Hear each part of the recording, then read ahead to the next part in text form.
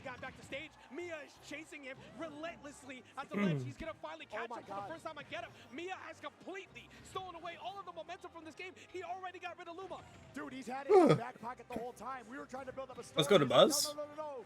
Oh no, what happened? I got it, guys. Don't worry.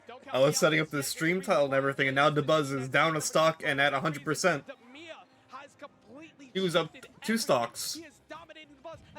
Oh! Come on, DeBuzz. Actually, so impressive. Like, I know he's number 3, right? Oh wait, I'm not good for good, and he's he's ranked for good. Get rid of the reasons, chat. I'm There so we go. impressed with the way he handled What's up, Jaywalker? on his last stock there. He only took 20% the whole time. We're doing a repeat of last weekend, last Sunday, when we watched Evo. Forcing the Buzz in the most uncomfortable scenarios. I think that's what we're doing today. It's disgusting. Like, it's Game & Watch. We might do some other stuff, though. You know, if Melee comes on, I may not watch Melee. Love Melee, but, you know, I'm not as invested in the competitive scene as I used to be. I'm definitely much more into Ultimate now. Melee's cool, though. He had to hopefully get sent upward to not die in that situation, because instead, now that happens, Mia is on a perfect level of confidence to go here into game number 5. Already starting. Nice. The sausages. Sausages. Well. Ooh, almost good. Footing, which he hasn't really been able to get so far. And then the damage really Good coverage from the Game & Watch, though. 44%, not necessarily even percentages, but it's close enough. This game is so good. God, Ultimate is amazing. Your mentality starts to go back in the right direction. But currently, Screen is zoomed in. You're so right. I'm using the YouTube one, and he used Twitch. There we go. I had my YouTube window open. Trying to figure out everything, how he wanted to handle everything, and then that end of game 4, he's like, everything works out. I know exactly what I must do, and he's just been beating the hell out of the Buzz for the past literally 10 minutes. Ooh. Oh my God, how did he live? Wait, what happened there? Like the second hit reset the knockback? Oh. So close to happening. Dude, when you're doing forward tilts on the Luma, it just reminds me of that Bart Simpson meme. Where he just smashes the hell out of his dad. Ah! All right, there we go. The downer will close that out. And honestly, it looked really bad for DeBuzz, but he did find a way to battle back here a little bit. Yeah. Come on, DeBuzz. And this would be one of the best adaptations we have Is this winners or losers? It doesn't say. Watching in those past 2 games up until that last stock in this point. It's probably losers. Nair 1, Nair 2, up air. Doesn't even need a platform. Tried to literally get every single possible aerial into that combo. Dude, he is maximizing his damage exactly where he needs it. The Buzz needs to close out a stock very quickly. Oh. He needs to start getting that Luma. Let's go to Buzz. Which he is doing a little right now, but he needs to shut this. Nice bomb discharge. And it looks like he's starting to figure it out. He says, yes, more forward. Why'd they give Game Watch that bomb, dude? That was such a mistake. Atomic bomb versus coughing baby. You're so right on it. Let's go. Let's go. Let's go. Only 48%. The crowd is live and into it. They want to see. No, Luma. Right, there we go. Trying to pick up some 3, 2, 1. Luma. I missed that. What was that? Genesis? Genesis Smash 4? Has been looking for the scenario where Luma's gone because he feels more comfortable. You have to have your counter game plan here. You're so right. The Buzz got so much more aggressive. He messes up on one nair, the one singular nair. Oh. Now it is all Mia's turn. He knocks away the Luma once again. The Buzz is going to have to be forced to try and get back on. Maybe behind the get-up attack, but he reads trying to jump away and gets the back air. Oh, there we go. Gets back to the stage. Yep, stage for that. Really wanted that back air off the ledge. Oh, it seems so hard, dude. Rosalina's so floaty. How does she get down? Shifts turns. Now it's the Buzz's opportunity. You could try and sneak one away here, but the top. Now it's just a matter of getting down, which is so difficult to do against Mia. He's letting the Luma go this time. That was a mistake. A little bit too far away to be able to get a follow-up. The Buzz can get some damage. Come on, the Buzz. No! And now the Buzz sitting on his winner's side tournament stock. Okay, winner's side, winner's side. It's winners. I mean, you don't want to go to losers now, but like, hey. Coming through. Neutral air, neutral air. Up air only gonna get Luma that time, but still, that's damage on Luma. Yeah, never let go. Come on, King of New York. Up air was so close. The trying to take it off the top of the cutter with Luma. Maybe it would have happened, but look at the buzz. Starting to catch a lot Ooh, of weird. pressure. Even after that force smash, he's still got it back on. Nice, nice, nice, nice. Come on, DeBuzz. Here for both of them in game number 5. Last stock, game 5, like you just said, Ajax. But there we go. Luma. Oh, Luma, no. This is so crucial. This is exactly what nobody wants to see. Nobody wants to see Mia getting sent out to loser side in their bracket path. Oh my God. Buzz trying to be the one to do it, but he catches him on the late dash attack twice. You have to remember that there's multi-hits on The dash dolphin, attack. There's dolphin. where he goes Yo, to the wave dash back. Damaging the Luma, not a bad That was play here crazy. because that's where he is going to be able to close out the No. 2v1 here. Rapid jab, bad play. Nice fair, nice fair. Good spacing, good spacing. Trying to make sure things happen. What was that? Hello, hello. Catches him on the late hit too, but does not have anything to really follow up on. What are you doing, DeBuzz? What is this movement? Here comes Luma.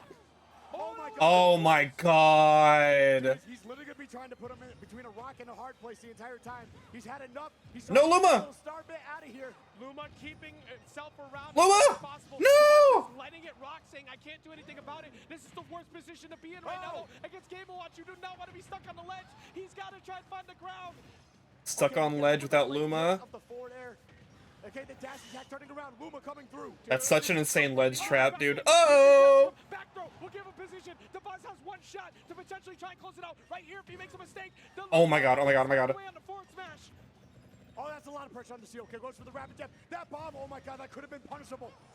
Oh! No more Luma, no more Luma. It's now on Rosa alone. The shield break, and the pump does not happen. The back throw comes through, and down smash. Oh my God, it won't be enough. Oh my God, DeBuzz fucking fist pumped for that. Have one last chance. Whoever gets the next opening. Oh my God! The big pop. Oh my God. Hungry Bucks? Liquid Brothers. Let's fucking go, DeBuzz. Didn't even need Luma. Didn't even need it. Dude, you know, look at Captain Boyd, Captain Alamar, Captain DeBuzz, Captain Samuel. Let him know, baby. Dude, you know a moment's hype when you see Justin Super Smash Con popping off in the background. Oh my goodness. My captain, the king of New York, is here to Eject button on that chair. who is now continuing. He will be going up against Mars. The upset algorithm be damned. None of the seeding matters. None of it matters. Everyone is in losers. Poor Mia. Everybody you thought who might win is getting sent to losers. This tournament is absolutely insane. I gotta catch my breath, dude. If I keep yelling, I'm gonna pass out. If I keep yelling, I'm just gonna sound like a screaming pug. Wow.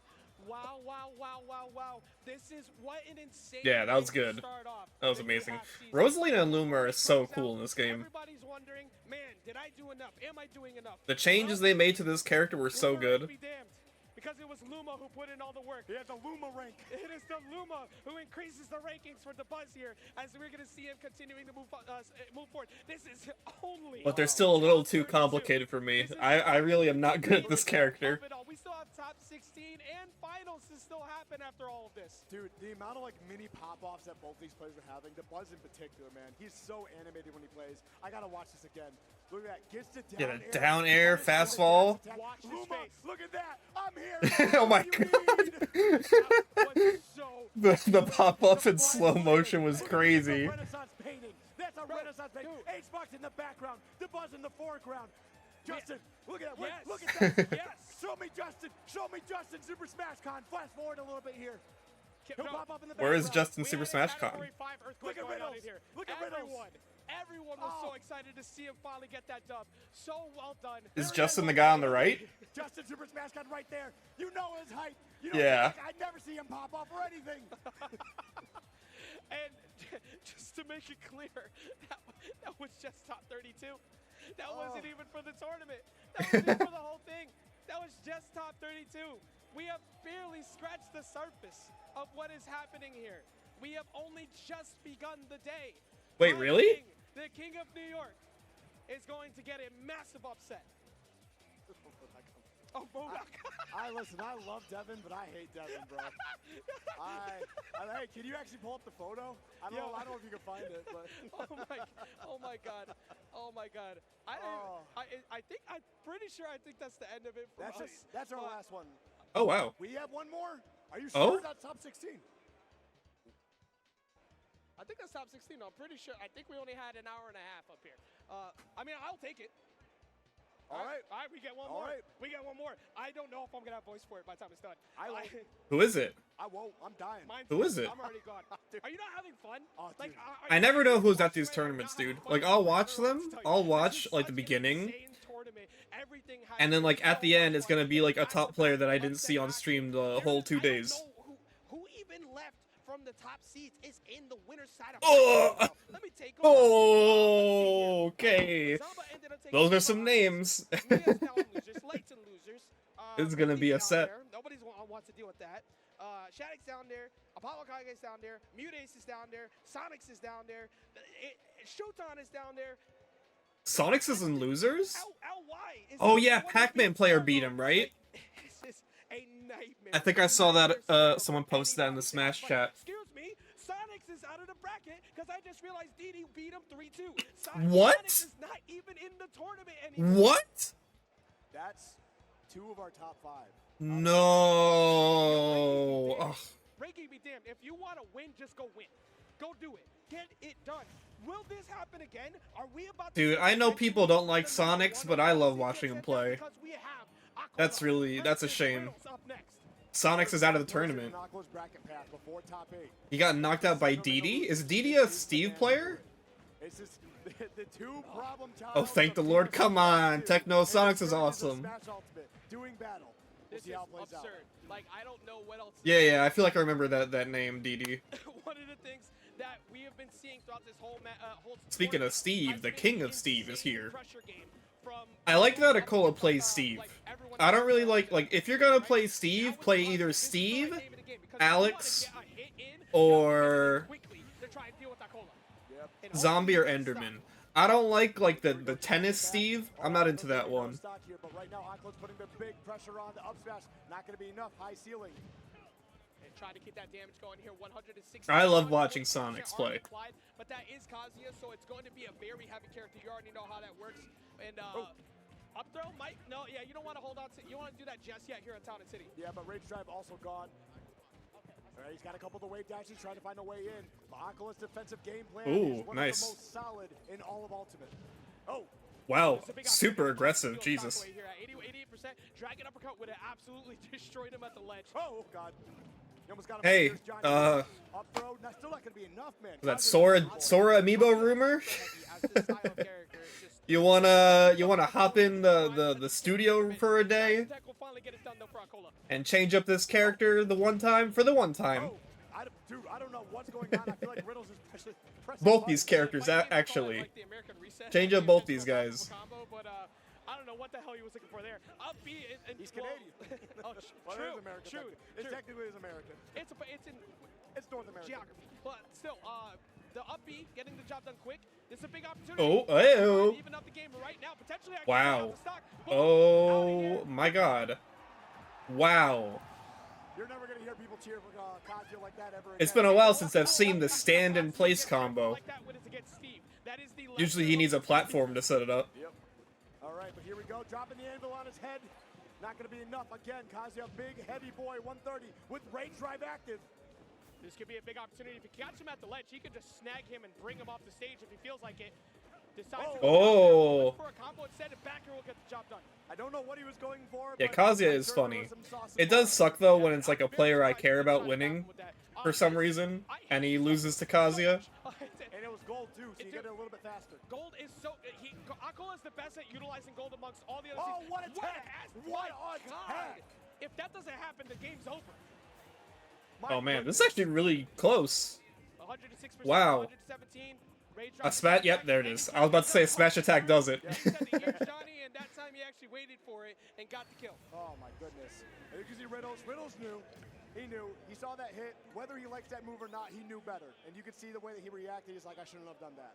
So game 2, but honestly, yeah, this might be a got a big crowd for top 16. Surprising, I don't see an empty seat. 100% out there. Also, I see the side trans rights and human rights. You're absolutely right. Let's go. Absolutely. Let's go. Game number 2. We got Akola and Riddles going up against each other once again. The last game was really close. Obviously, like we said before, it all depends on getting in that one singular hit to try and be able to even things up, but that's exactly what Steve's looking for. The Steve-Os, the Steve combos. One spike gets back to stage once again, but there we go. Yeah, I don't want to see these characters gutted because I love watching Steve. He's just, there's parts of his game plan that I don't love watching, like when he builds walls and minecart. Anything involving minecart, I don't like. I think nerfing walls, minecart, and maybe even like materials on death. That'd be cool.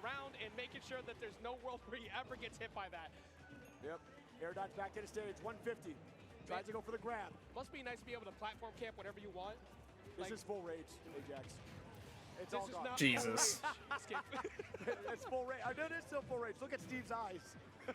He's an angry man. Wow. Full rage when you got Mr. Mishima himself. Mr. Mishima. I'm so mad we didn't get Jin. I really wanted Jin, but that's a tale for a different time.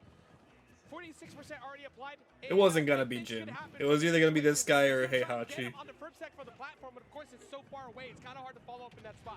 Yep. I mean, a bit of a weird spot there. The Smash Bros moment. And I mean, it is what it is. Aquila still has plenty of time to be able to turn this around. Nice roll. Excuse me, Riddles. Jesus Christ, the reaction on that roll. Aquila play. Even with the lead Hey, that Sirens. Aquila's been able to build, Riddles is always fighting that one-hit scenario, like we said before. This is a battle of the one hit between these two. That was a great wave bounce laser to actually get away from that, because I thought he was going to throw minecart first, but he catches him with the minecart. Yeah, minecart is too strong. Like, if you hit it in the air, it's a kill move. If you hit it on the ground, it's a kill confirm. Like, minecart is way too fucking strong. Especially for how fast it is with redstone. That's actually kind of smart. Yeah. Ooh, that was close. Bad. He's gonna get falled back, but there's not really much you can do about the situation. You get a guaranteed take some damage. I'll take 35 all day though, compared to what could have happened. Yeah, and I feel like Riddles is kind of relying on some of these moves, and he's kind of pressing him at the wrong spot. So I don't know if there's just like a delay or something going on. I'm not entirely sure. But man, Aquila is. Oh, Riddles is going through it. This is Aquila's tournament to lose. Next Smash better add Luke for Riddles. I would love Luke in Smash Brothers. I would also love for Ken's final Smash to be sit down and shut up. Him at the start of winners quarters. Excuse me, at the start of top 32. It's just so detrimental that somebody finds a way to make this kid break, because Aquila has been just near unstoppable throughout the entirety of this tournament run. I mean, he's been near unstoppable all year. That's why he's #1. Yeah. Lest we forget. But we got the Terry coming out, and man, The Terry. I'm not sure how Terry does against Steve, but Steve at this point is a sortie, right? Yeah. One of the things that I'm looking at with this switch, It really is crazy to me that, like, with that comeback, Street Fighter somehow managed to successfully change mascots. Like, successfully change poster boy for their series. Try it with your best character. Exactly. Like, I understand all the benefits of Kazuya. Like, I thought it was really weird how Ryu wasn't the main guy anymore, but now it's like, goddamn. But that does not mean it's going to be We all love Luke. Something that Terry does suffer from, much like the other fighting game characters, is his disadvantage. It's pretty straightforward, and Steve is so good at forcing you to have to jump exactly where you want, and he's going to blow it up every time. Oh, big punish. Oh, just was not ready to get a strong punish there. They try to do that in 3 with Alex. But man, Aqua's just doing an amazing job on the offensive and defensive end to stay elusive I don't know and rack up this damage. Simplicity is key. Who that That's is. the name of the game for Aquila so far. Not doing anything too crazy, and just making sure that he's always got something backed up behind him, so there's never opportunity for Riddles to find that big opener. Who cares about being able to auto turnaround? Was that down throw dash attack? It did fucking 30%? Jesus Christ. Exactly how this Terry would have been working if he was playing it from the beginning. What adaptations would be made? Again, we're in top 32, or no, this is top 16 winners, correct? Yeah, but there we go, the stock disappearing. I thought Riddles was just going to continue to struggle, but he does find a way to get that stock out of the way. Hey, you take that every day you can. Rising tackle is going to be a great option to find kills early, and he's starting to find a couple quick strings. Here we go. That could, if he got that nair, that sucks. That sucks so bad. He was attacking him. That was 89. Steve is too strong, dude. Yep. And that crack shoot, again, he's actually had a couple crack shoots that just have not connected because he's been actually on one of the blocks or the anvil. So it's actually been a little unfortunate, but that's a lot of damage. You're done. It's over. Here. And man, Goodbye. just continues to rack it all up. I don't know, AJ. I think this might be a wrap up here. I think we might be done here. Through the wall. Aquila punted his ticket. Oh my god. Is how dominant Bamco, send one more patch. This character may be a big problem for many reasons, but the way that he controls routes that you want to take, options you think you could cover, it just doesn't work. Everything Aquila does has 7 different things backed up behind it because there that was so many things to deal demolition. with, that gold weapon frame data that just makes you feel like you can't play the game, and that's exactly what we just saw with that 3-0. Yeah, man, that was actually amazing stuff. But man, my voice is shot. It was shot yesterday. It was shot the day before. I'm barely hanging on. My vocal cords are literally just strings at the moment. I gotta go. Yeah, you know what? We've had a great time. It's been a blast up here for what we've been able to do, but that's not the end of what we have coming, because up next, we're going to switch it up for Max and Rod to take you through the rest of top 16. Don't go anywhere. We'll be right back with more SmashCon. I will be right back. Not to stream, but to this. This is a couple videos I want to watch. Where are they? Oh yeah, this one of these got leaked the other day, and the other one just got posted. We'll watch the one that didn't get leaked first. Yeah, some new Pokemon. I'm guessing they showed this at the end of Worlds. Also, do not spoil me on who won Unite. I still haven't watched that. Fucking Japan Worlds go too late. They go too late for where I am in the world. I've been watching the VOD every now and again. So this is specifically stuff in the Indigo disc, and it's all the starters, which I think is awesome.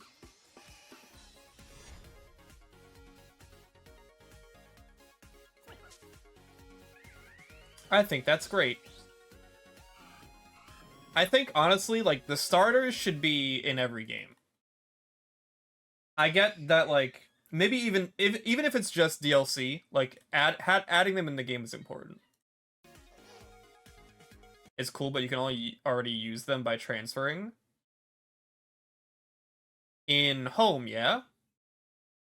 But, so, like, if I had a Delphox, I could transfer them to home? They're already in the game? Are you sure? Huh. So this is just like if you don't have them, you can catch them in Indigo Disc.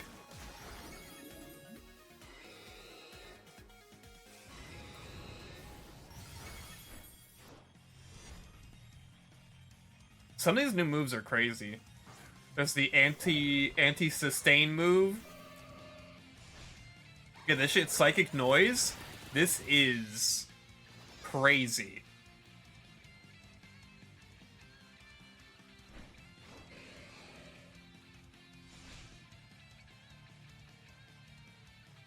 I wonder how many Pokemon are going to be able to get that move. And this move is crazy too. A move that overwrites priority moves. And now introducing a priority move.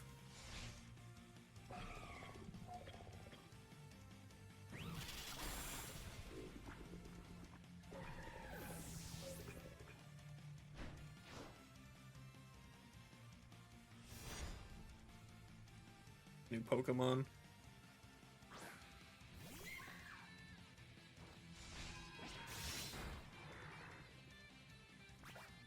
This is fucked up. The fact that this kills the Mimikyu, this is fucked up.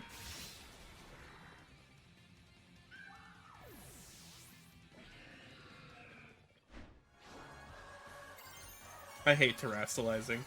I really do. It's so ugly, it takes forever.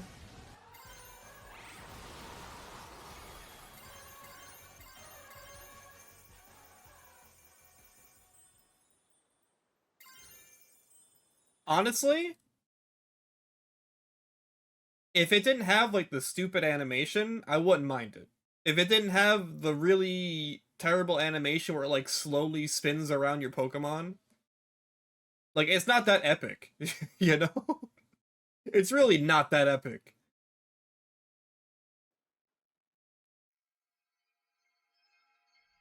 Yeah, it takes fucking forever.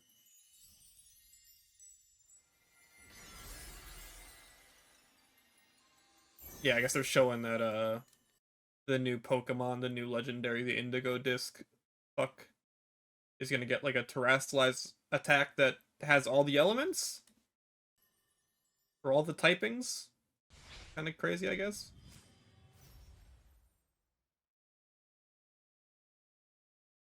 Yeah, I'm probably not gonna get these at launch. I think I'm gonna wait and see what people think about them. I'm gonna wait. And then if people are like, yo, these are actually pretty good, then I might dip. I wish this was part of the expansion pass. You know? That would have been cool.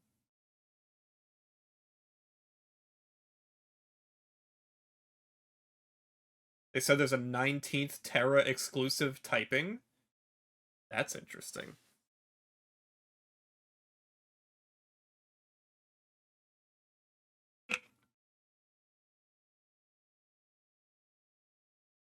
I am kind of... I enjoyed my time with Scarlet and Violet. Probably because I was playing multiplayer with Hannah.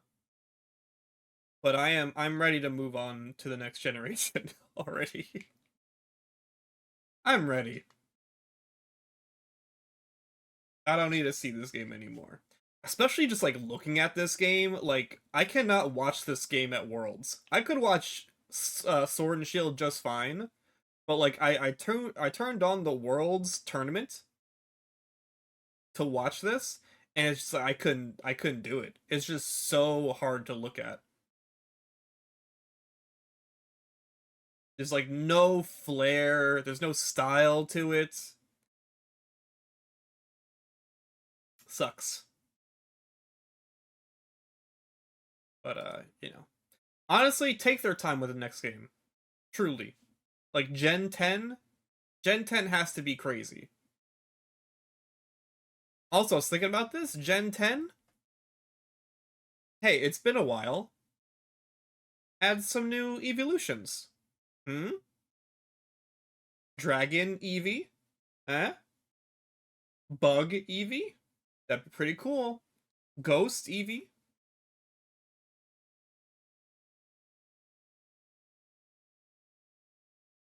It's been a while since Sylveon. That was X and Y. That was like 4 generations ago. Add some new Eevees.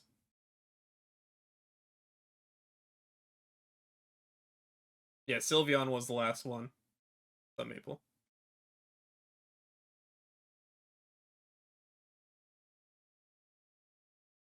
And now a good game. Yeah!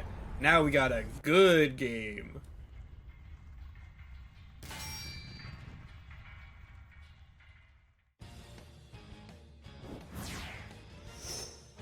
I don't care about Blaziken. I don't like Blaziken. You wanna know why I don't like Blaziken? I don't like these. I don't like how they're super stiff and they just like stick out from its head. They look stupid. I don't like these things.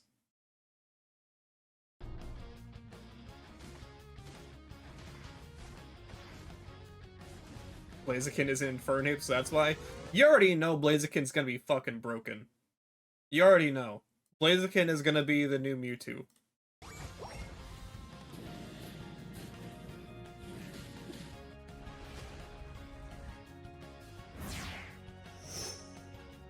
Mimikyu!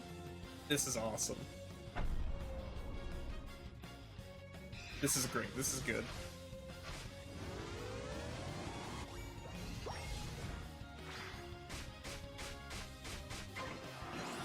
That's a crazy Unite move. Truly.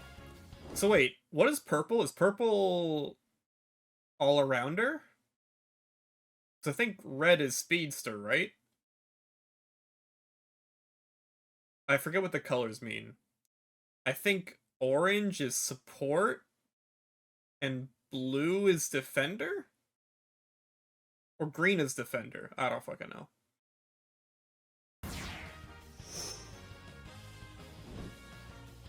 This is awesome. Hell yeah. The first Scarlet and Violet Pokemon. Let's go. Green is support? No. Green is not support.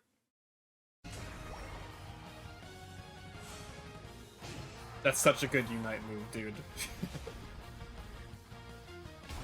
Blue.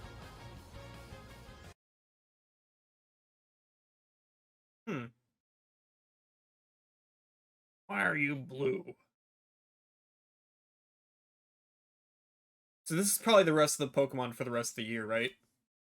This is probably it for this year. These three. Pretty good lineup. Actually, I'd say a fairly solid lineup. Plus we got Mewtwo Y later on this month.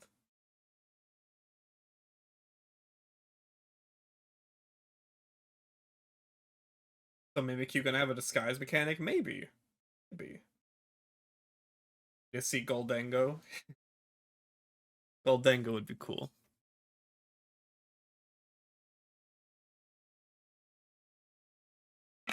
Does Goldango start as a Gimmighoul, though?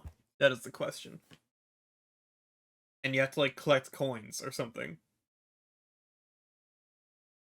Decent lineup? Yeah, I'd say a because, like, Blaziken and Mimikyu are fan favorites. And, Meowscarada is, like, the hot new Pokemon that Pokemon Company's trying to hype up with, like, the anime and everything.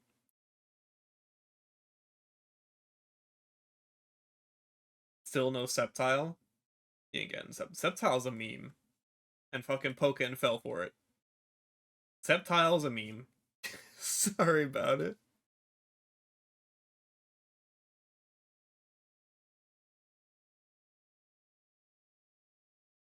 Need some oddballs to keep me invested. There's already plenty of oddballs in Unite. Go play Comfey.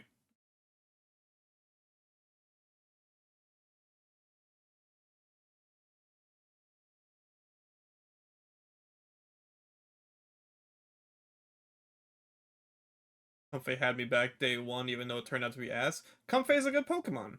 Comfey was like a pretty popular pick, unless you just don't like playing as Comfey, which is understandable because you just like hang around someone's neck the whole game. Yeah, Comfey's very powerful. There are people use it a lot in tournament. At launch is underpowered? Ah. Yeah, it seems like Comfey's a very popular pick in tournament nowadays. I imagine it's worse in solo queue. I imagine it's much better in a stack. Ooh, Tweak, let's go. Looking to gain some real footing. Banana Peel getting the job done. Love that neutral special cancel. Tweak getting real fancy up close and personal. My goodness, but Nao letting them know less is most certainly more. Pin getting it done right there with the tipper. Yeah, that headshot right there taken. Yeah, I like Unite.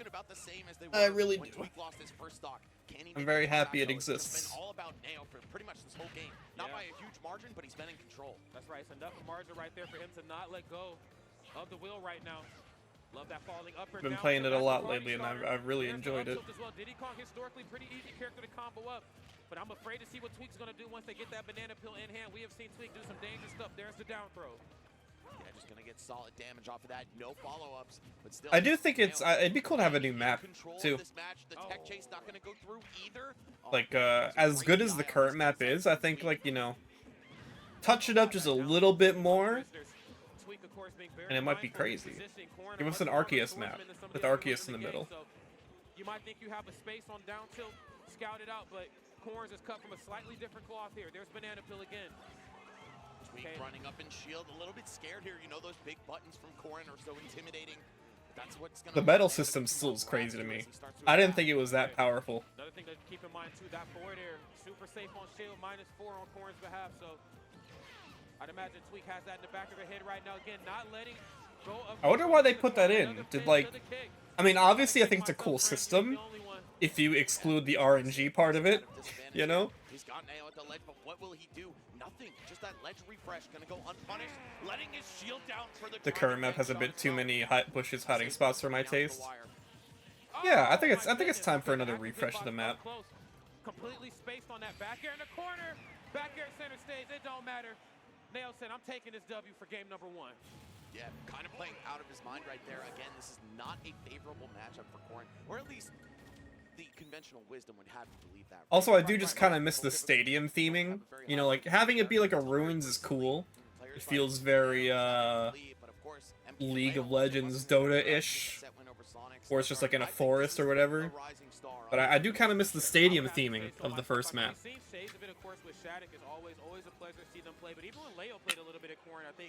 Sometime last summer, he played a tournament or two. They should do a map that rearranges mid-game to keep things interesting. Rearranges? What do you mean by rearranges? Characters have a very designated way of KOing with their aerials. Corrin's forward air doesn't really send you out, and back air is kind of a weird move to space, so they kind of wrote that character off, but I'm a firm believer that this character is still very powerful. Neo, of course, proving that here wholeheartedly. But let's see what Tweak's going to bring to the table. This Diddy Kong, of course, has... Bro, what's Pokemon Stadium? Speaking of. Banana Peel, of course, getting the job started right here as we kick this match off. I love the up close and personal, just fearlessness that Tweak always brings to the table. You can't help but think that Tweak might be a little on the back foot in terms of matchup knowledge here. Sure. Right? This was a very popular and relevant character in Smash 4, but a lot has changed since then. Get rid of Jungle Lane? What? You gotta get rid of Jungle? But it's not gonna be exactly the same as what you're used to, especially with a player. Why do you want to get rid of Jungle? Tweak kind of cooking right now. Gets the C drop on the neutral, get up right into the forward smash. 0 to death to kick it off. That's right, cooking, baking that banana bread right there in the corner. Love that there from Tweak. MOBA's gotta have the jungle. Scratch on this monkey. Well, there's one. But that's okay, though. 5% ain't nothing. Yeah, I think we'll certainly take that for the price of a stock. Hold on, though. Nail starting to get something going. Gotta watch how you air dodge in front of Corrin, okay? Down tilt being frame 5. Very quick option, of course. You catch that air dodge in on Corrin, you're going to be in some real trouble, a world of hurt.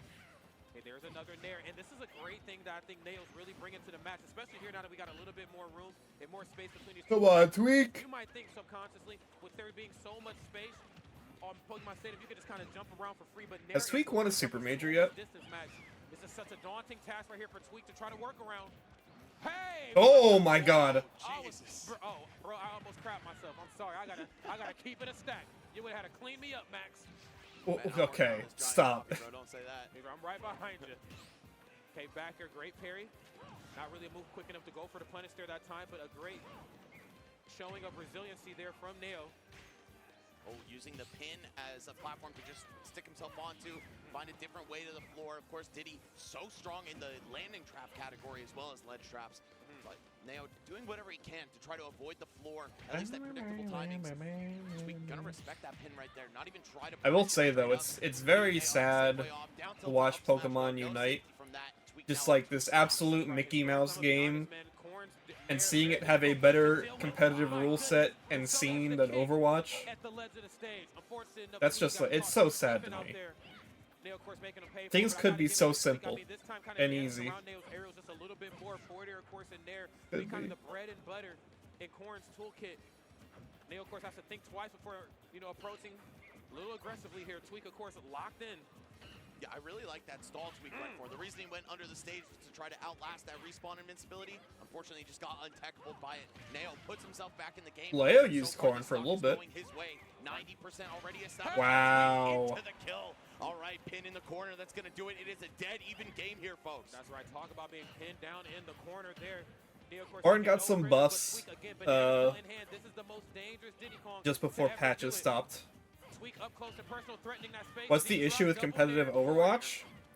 It's just an issue with the meta. Overwatch has this issue where, like, the meta is found out very quickly, and then it's just mirror matches forever and ever.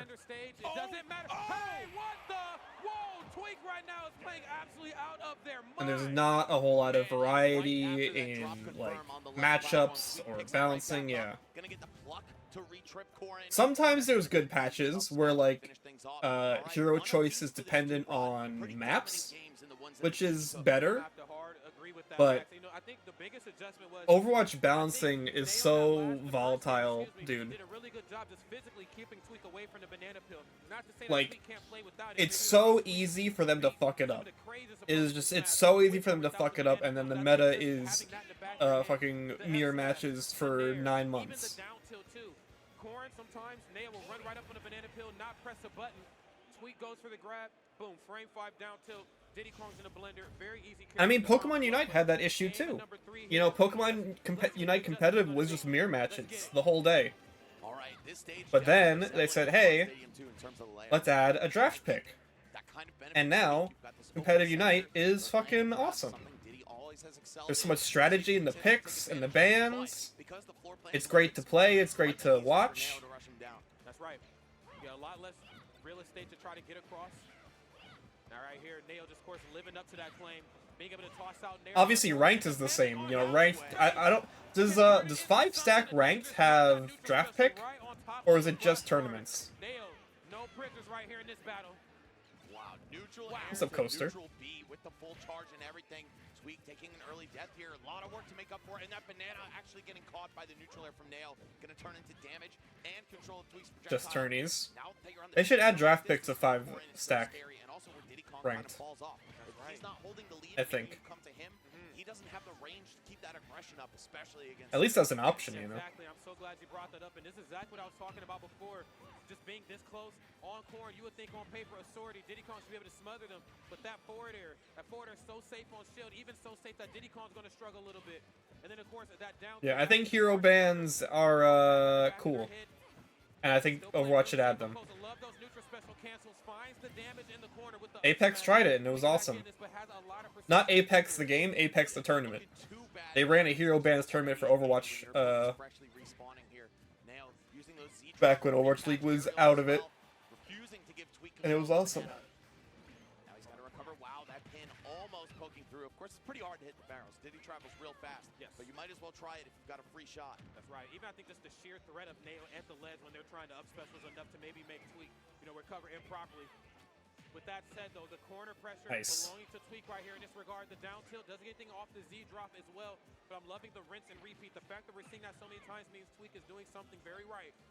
He's starting to build this one back, shrinking that lead down to just I see a lot of people.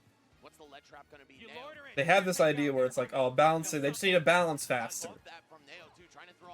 It's like, is that what you really want? You want the game? You want the characters to change like every fucking week? I don't know if that's what I want. That doesn't feel competitive. Like, balancing is obviously good and important, but like, this idea that people want the game to change like every 2 weeks completely, that's not good. You shouldn't balance just for balance's sake. Balance's sake. Isn't Unite getting banned soon? Unite has draft pick already in tournaments. You can run a custom game and run draft pick. I don't know if ranked is ever going to get draft pick. I think it should for 5 stacks. Obviously for like solo queue, draft pick wouldn't really work. Wow. But they could still add it. On the back of Corrin's body. Nao gonna go up 2-1 here on the verge of making a huge upset. Tweak, one of the top seeds of the tournament, one of the top players of this game, and Nao in, I believe, his first year of competition is out here about to take down another legend. Let's see though. Of course, Tweak, a phenomenal player, very smart. He can adapt on the fly. He can also pick another character, but quite honestly, I think Diddy is. Yeah, Overwatch should add hero bans, especially because they're trying out that whole like 5-stack queue thing, or the team competitive queue, which is a great idea, by the way. They should run that back. Have that, and have that be the draft pick mode. The only issue with draft pick in Overwatch is that you can swap heroes mid-game, so I'm not sure how you do that other than just like... I think a interesting idea is to have bans, so both teams ban a hero or two, and then maybe you could like priority a single hero, so like you can have this hero but the other team can't. That'd be kind of interesting, but I think even just bans, even just having bans would be beneficial. You have to be very precise when you want to snipe that with a banana, and all the drift mix-ups that Nao has shown as well. And plus, in the neutral, Sephiroth actually has a longer sword than Corrin. Not many characters can say that. That's facts. And a lot of these sword fights in the game are determined Yeah, by some way to give some control over the strategy of picking your character, I think would be beneficial to the game. Like, give the players more control.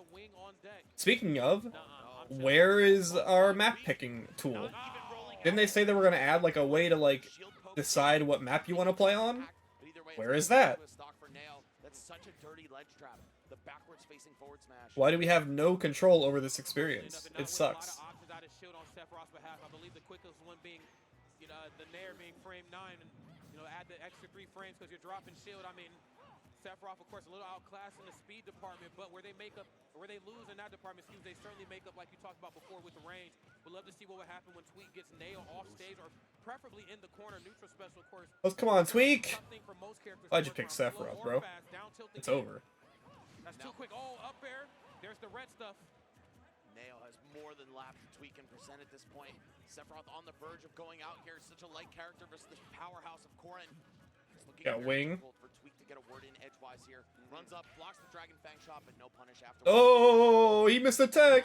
Stuck in the corner. All right, there he missed the pin though. Gonna find Tweak a little breath of fresh air here. Oh, and he can't even Wow. Oh, it's over. He just fucking ran up and up smashed the shield. It's fucking over. That's one thing I had to give Tweak, especially with the Diddy Kong matches, being just relentless, if not in the corner, looking for the Z drop, something off stage. And in that regard, just good out there and pressing the down special. Less is sometimes more when it comes to edge guarding the swordies, but you still have a lot of ground to make up, like you said, Max.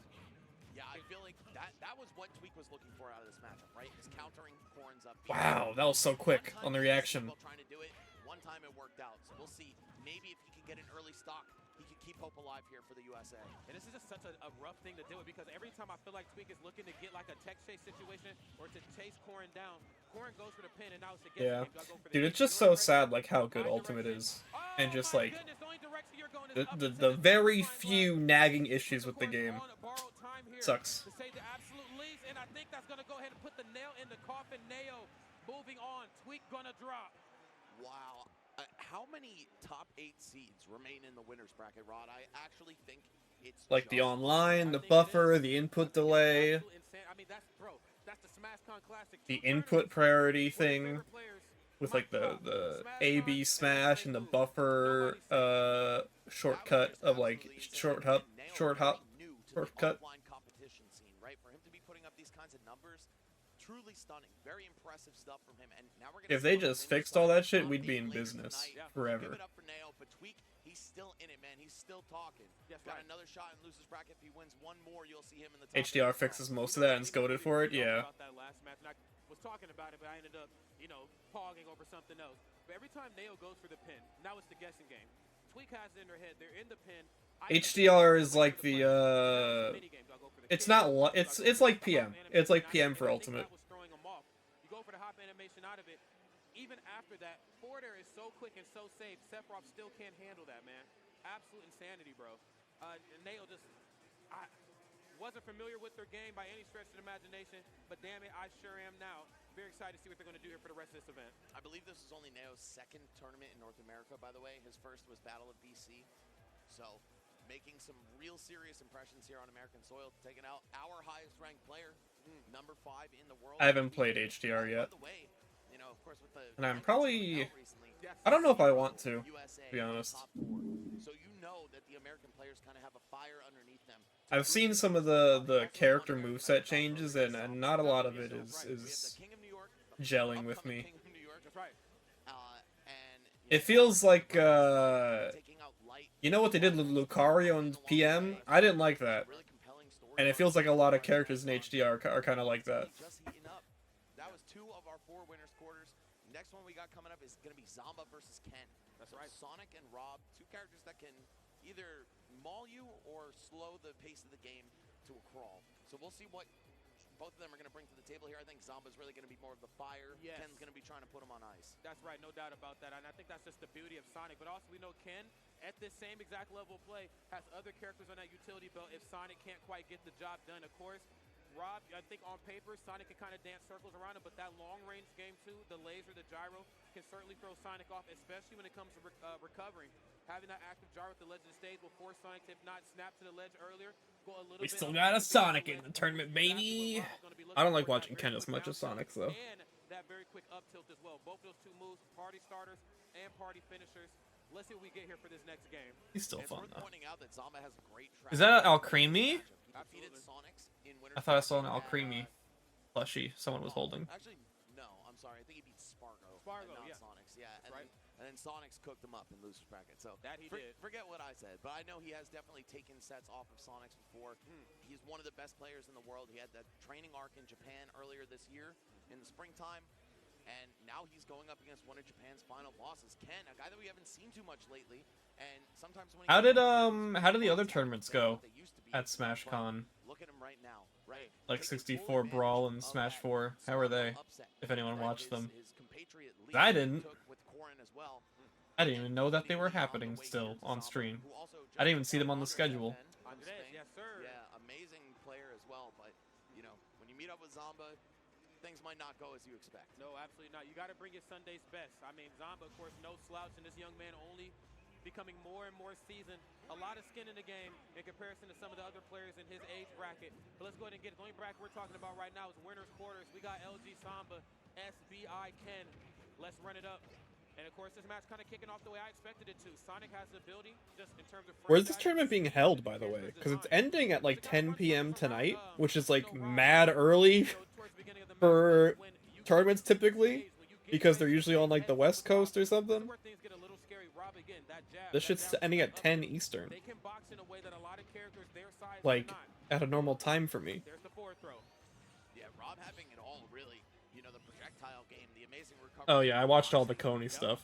Pretty much any aspect of a character that you would want, Rob has got it. And also, a character that's not all that common in Japan. I think the West really plays Rob. The Dandori bracket was a lot of fun. Right? Obviously, he's still going to be out there and putting up numbers, but wow, hold on.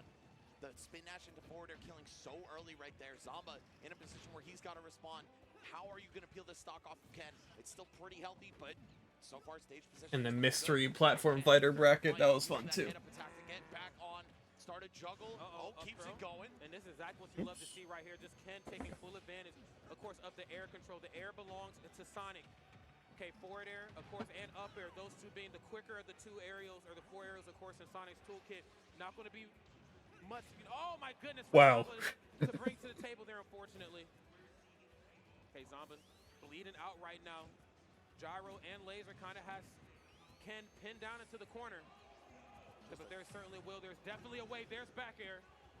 So much extra credit here for Ken. Yeah, it's crazy how much he did this year. He put on like a lot of really fun events this year. It was awesome. Looks like he has some other plans. Gets the tech chase into the back air. That gyro setting Zamba up perfectly for that. It's crazy how much influence he has now over that kind of stuff. It's gonna be such a tough thing, I think, for. Oh, that was really nice. Getting it done in a very classy way out there. Okay. Down tilt right on the shield. Yeah, smart. Not gonna turn it into anything though. No, probably just using that just to get himself out of jail. Zamba needs to find something big and fast here. Hey, hold on. Oh, I'll take that. Thank you. Ken able to catch it just in time. That could have been a kill setup from Zamba. Instead, Ken gonna extend this lead. Yet again, another juggle, up throw, up air. What's the lead trap gonna be? Oh, I love these landing up airs Zamba's been adding to his game recently. That's right, and in addition to that, going for the cross-up. So that way, up air out of shield does not catch. That's still a very quick move, even if you have to drop shield to do it. Okay, makes him jump for the laser. This time, Zamba uses it as a way to force himself towards the right side of the stage. The last thing the gyro snipes. Oh! But again, Ken with the gyro control, if there even is such a thing, taking his toys away from him. All right. A little bit of a scramble here. Zamba trying to shoot the gyro at Ken, who's not even there, and then Ken has to reposition. But one thing is for sure, Rod, and that's that I think Ken has this game one bagged up. As long as he doesn't do anything too crazy here, gonna use those commitment-free. Dude, if we can get like wait for Zamba to get off the ledge, and now he's just staying patient. Reset. A Smash Ultimate patch that like fixes a lot of stuff. Okay, gotta play as safe as possible. Then Nasby 2. Then Multiverses Phase 2, then Rivals 2, then Fraymakers. Oh my god. Platform fighters are about to pop the fuck off. Whether it be Sonics or Kells or Ken, they just know how to force damage from the middle of the Pokeball and keep the aggression going all the way off stage into the magnifying glass. That is just in Sonic's nature. But in Rob's nature, these big hitboxes, the gyro in the corner. Okay, oh my goodness, the final frames of the move. Zamba showing us some signs of life. Max, this could be the start of I hope Genesis has Nasby too. So long, even catching Ken after the air dodge. I really Zamba, though, we've seen him make so many I really want Genesis to become one of his calling cards as a player. Gets the nair. Platform Fighter Evo. Now that Platform Fighters aren't at Evo. Hey, but for how much longer? I mean, it's not out of Zamba's character to nickel and dime his way back into a match. The jab, the down tilt, the up tilt. You get hit by so many of those. Plus that gyro, you don't even realize you've taken so much percent. Ken has to be very mindful of that. Here's the parry. We're chilling though. Hey, magnifying glass, the forwarder on the coverage, and I love that. Just think about it. Think about the lineup. Melee, Ultimate, Nasby 2, Rivals 2, Multiverses, Framemakers, Smash 64 maybe if we're feeling a little quirky. Smash Remix if we're feeling a little illegal. Absolutely, and if I was, I mean, I think everybody deserves a pop-off, but I wouldn't be popping off too hard right there because Zamba right now looking just emotionless. I can see the blood in his eye right now. Game number 2 could be something very dangerous for Ken if they The Toho Platform Fighter, is that coming out? Is that out? I have not heard a thing about that. This is the first time I'm hearing about that being a thing. So if I'm Ken, I am feeling pretty good about that win. I'm like, all right, you know, we squeezed that one out, boys. Almost dropped it. But Zamba, I think a little bit of momentum started to build up for him toward the end of that match. You could feel that he was feeling good about it. And sometimes when you're already checked out of the game where it's like, all right, this is a go next, but let me still try to fight my heart out or at least collect some data. That can snowball into something beautiful for game 2. Let's see if Zamba will be the beneficiary of that right now, or if Ken is going to keep it going. That early kill off the spin dash fair, again, I point to that as the deciding moment of the game. It's so good, bro. That first hit of fair, frame 5. I'd like to see more platform fighters like Rivals, where it's a completely original IP. Or maybe like seeing momentum but kind of use the other way around. I don't like this idea that like the platform fighter genre has just become like the crossover genre, you know? Like, oh, if you're doing a crossover, make it a platform fighter. Or if you're making a platform fighter, it's gotta be a crossover. I like to see an original, more original IP that are good. Original IP that are good. No, none of this Flash Party nonsense. Oh, wow, that caught the roll from behind. Okay. That spin dash, man. Some devious hitboxes on that thing. Zamba looking for the knockdown on the down tilt, but yet again, too early of a percent for it to put Sonic on the floor. Now he's got to deal with Rushdown Revolt. Rushdown Revolt is very weird. Rushdown, like, I think unfortunately Rushdown Revolt is just, it was a bad idea. I think like the idea of that game's roster from like a conceptual level was bad, and like they're trying to pick up the pieces with Rushdown, but it's just like it's not working out.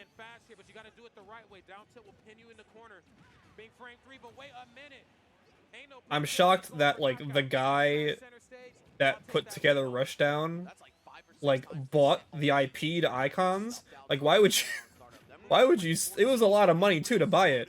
Why would you do that? Insane. Or stop him before the hitbox even comes out. Ken using the forward smash to do just that and take the first stock here after a pretty even back. Yeah, I just think like oh, here's our Captain Falcon. Here is our Fox. No. No. Here is our Ganondorf. She's a big space ogre. Okay. It don't matter. Ain't a nair in the world strong enough to save you from what Ken's bringing to the table right now. Ken is in the kitchen cooking. Say that 5 times fast, Chad. I bet you can't. Hold on. Here's our space animal. He's a big reference to Mango. You know, the Smash player? That's why his name is the Kid, and he's a goat. Get it? Something there. That's right. But either way, spiritually, you could feel this is a really one-sided match at this point. Games 1 and 2 not looking good for Zamba. He's going to need to come correct to finish this set off, and of course he's going to have to reverse 3-0 to do it. That's no easy task. No, it most certainly is not. And Ken is going to make sure. Yeah, it's just, and the studio was called Wave Dash Studios. Like, come on.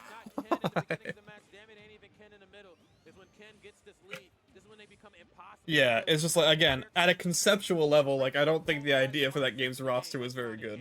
You know, Snake is kind of in there in that regard. Game & Watch is another one. Okay, down tilt, nothing off the down tilt or the nair. Just like, let's be as on the nose as possible. Big hitbox, very safe on shield. with everything. Jab, though. I got a frame 3 jab. Whose idea was that? I think Rob has a frame 3 jab as well. That's Both also these true. characters, very gifted boxers. It's like watching Mayweather and Pacquiao, just a nightmare scenario. Bro, seriously. Hold on, the parry from Zamba. Okay, he's staying alive. Something about Zamba, man, it feels like he doesn't start turning it up until he is absolutely pushed to his limit. Very Saiyan-like in that regard. Oh, yeah. Absolutely. Very Saiyan-like in that regard. Let's see if he can turn Super Saiyan right here, though. Is he out of gas? He's out of gas. Oh, my goodness, getting did He's like not out of right gas! now. Oh, Whoa, wow. Android fighting back. Yeah, Ken trying to checkmate him right there with the homing attack off stage, but Zamba picking some very creative flight paths.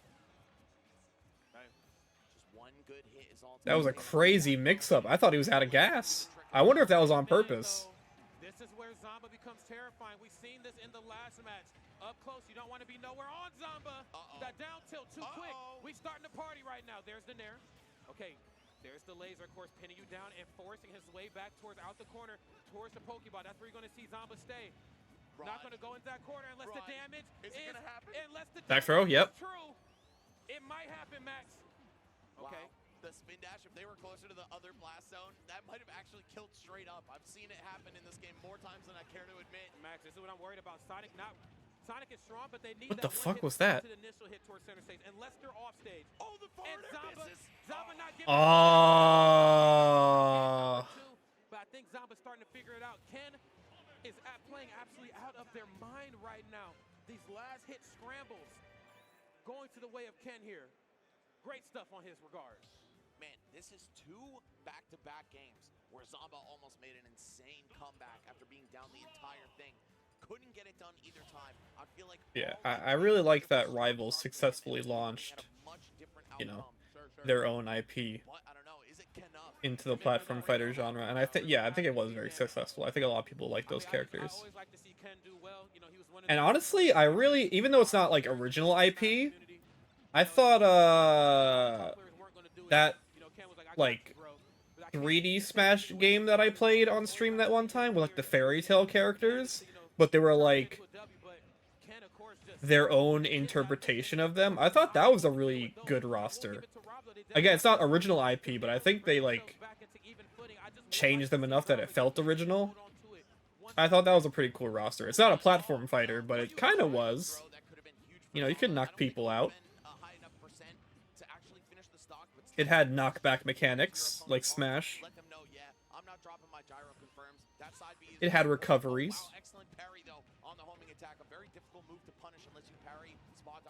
Forget what that game was called. Wait, what the fuck? Deku?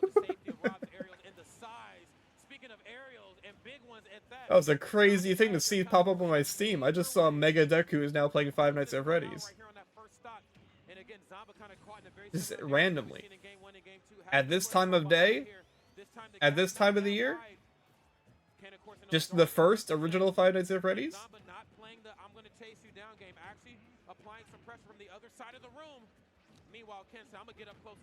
Good game. Man, them feet are looking warm. So many up airs connecting from the side, from directly above. That's one of Sonic's fastest moves. And plus, you know, just jumping out of shield, not having to spend all that time dropping it, just going directly into the air.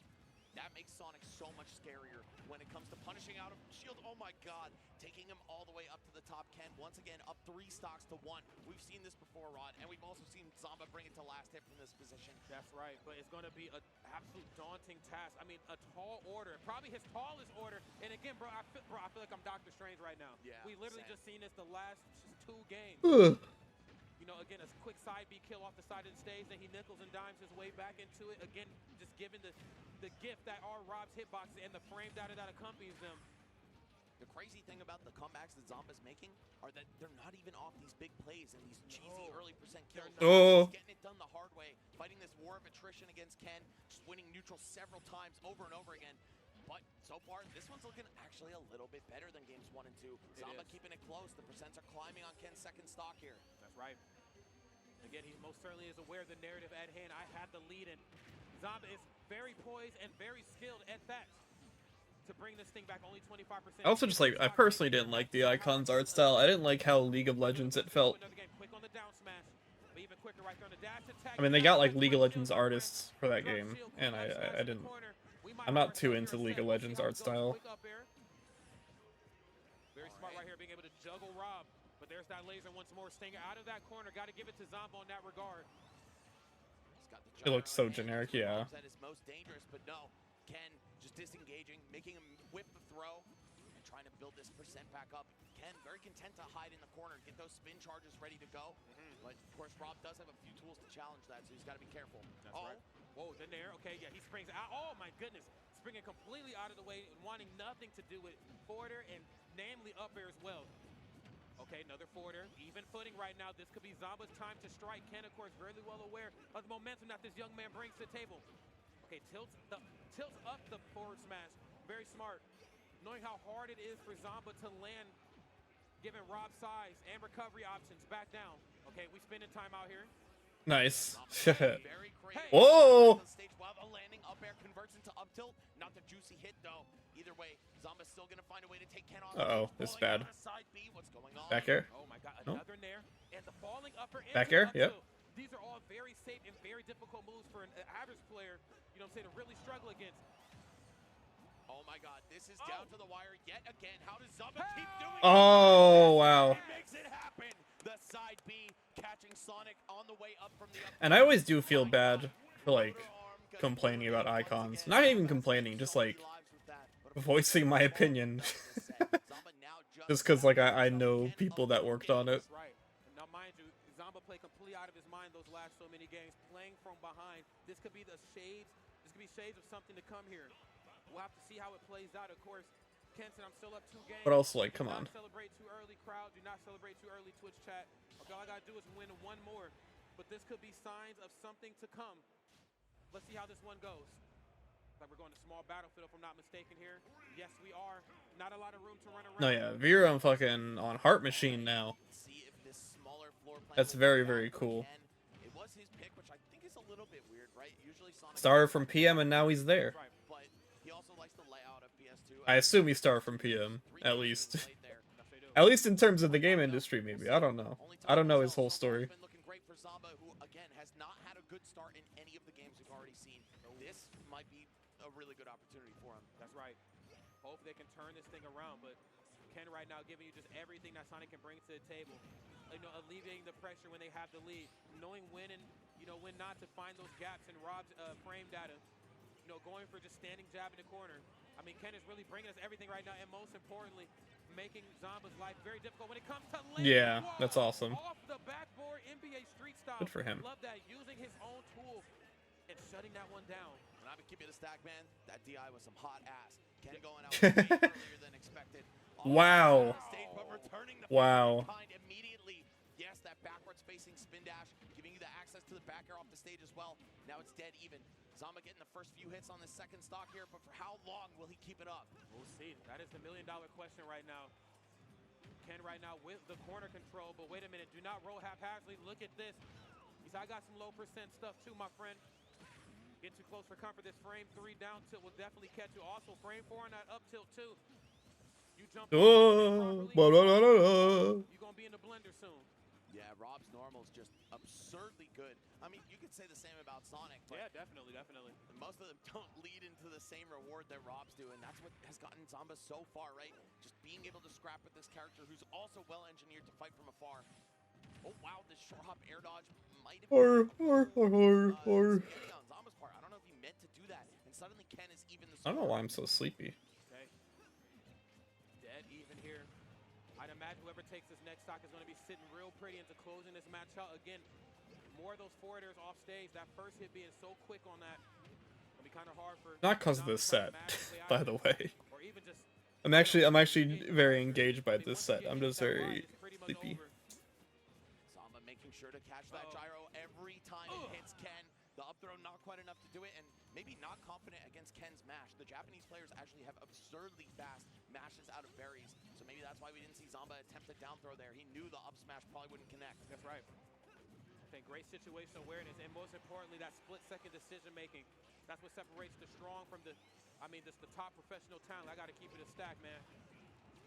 Oh, this is so close. Oh, man, that Coastward upgrade stage, yes. on Baldur's Gate 3. A lot can change right here, but again, that F2, I just don't get it. I wonder when we're gonna start seeing more stuff about multiverses. I'm like really curious because like Nakat's saying that like the game is playing so good right now. Like I want to know what that looks like. Just because I feel like multiverses had a lot of work to do, and I'm curious what that's even gonna look like. Like will when we see multiverses again, will it look drastically different in terms of its like gameplay and movement? Because I think it has to. Like I think their whole like dodge system was really fucked up in multiverses. 1, 2, 3 jab, that's right. Lean into some of these smaller options. Wait a minute, ain't nothing small about this F tilt though, homie. Zomba right now only 77% max. I really feel like they can chisel their way back into this and push it to a game number 5. Yeah, no, I loved multiverses, but it definitely had a lot of issues with its like core movement and defensive systems that really held it back in terms of like 1v1 play and even 2v2 play. A good kill confirm away from a Ken victory. I know a lot of people like really didn't like how floaty it felt when like you did an aerial. Like you would do an aerial and you would just completely stop in the air. I do wonder how different it's gonna feel. Yo, the Ken pop off. Hey, everyone cheer! Everyone cheer! Come on! You can't let that pop off go with like golf clap. All right, Ken though taking it 3-1 over Zomba after a pretty up and down set. I'm not gonna lie. I mean, it looked so solid for Ken in the first 2 games, right? The way he started off. Just Come on, crowd. Then the kid knows entertainment, that's for sure. He was keeping it close the whole time, keeping us on the edge of our seats. Finally took a game when he was facing elimination from The Sonic player hate is insane. Yeah, that felt mean. Give the energy back. He gave you guys a lot of energy. Give the energy back. I think that it was very close, and I think it was not without challenge. I think on Zomba's behalf, but again, Ken, when they get that lead, I think that was his main focus more than anything else was I got to win this match, and it's not about just winning; it's about how I do it. I have to make sure that Zomba's always playing from behind. Rob does have the tools to bring themselves out of a deficit, having gyro and laser in their toolkit, and then of course when they break that zone, having the utility of F tilt, down tilt, up tilt, the standing jab, and all their safe aerials on shield. But Ken said, look, if there's a will, there's a way. I'm going to extend this lead, and I'm going to make it very hard. Even when you start to make that comeback, it's going to be too big of a comeback for you to even try to mount. Big stuff right there to Ken, and of course, valiant effort right there to Zomba. Just a talented individual. Yeah, and as much as Rob has the tools to make a comeback happen, and Zomba's skill set as a player reflects that as well. Every time the game got updated, my very character got nerfed, so I stopped playing. So once he was in Yeah. we really never saw Ken give it up. There were some close calls, but either way, he's going to move. Again, it's the issue that like I have with like changing things just to change things, balancing for balancing's sake.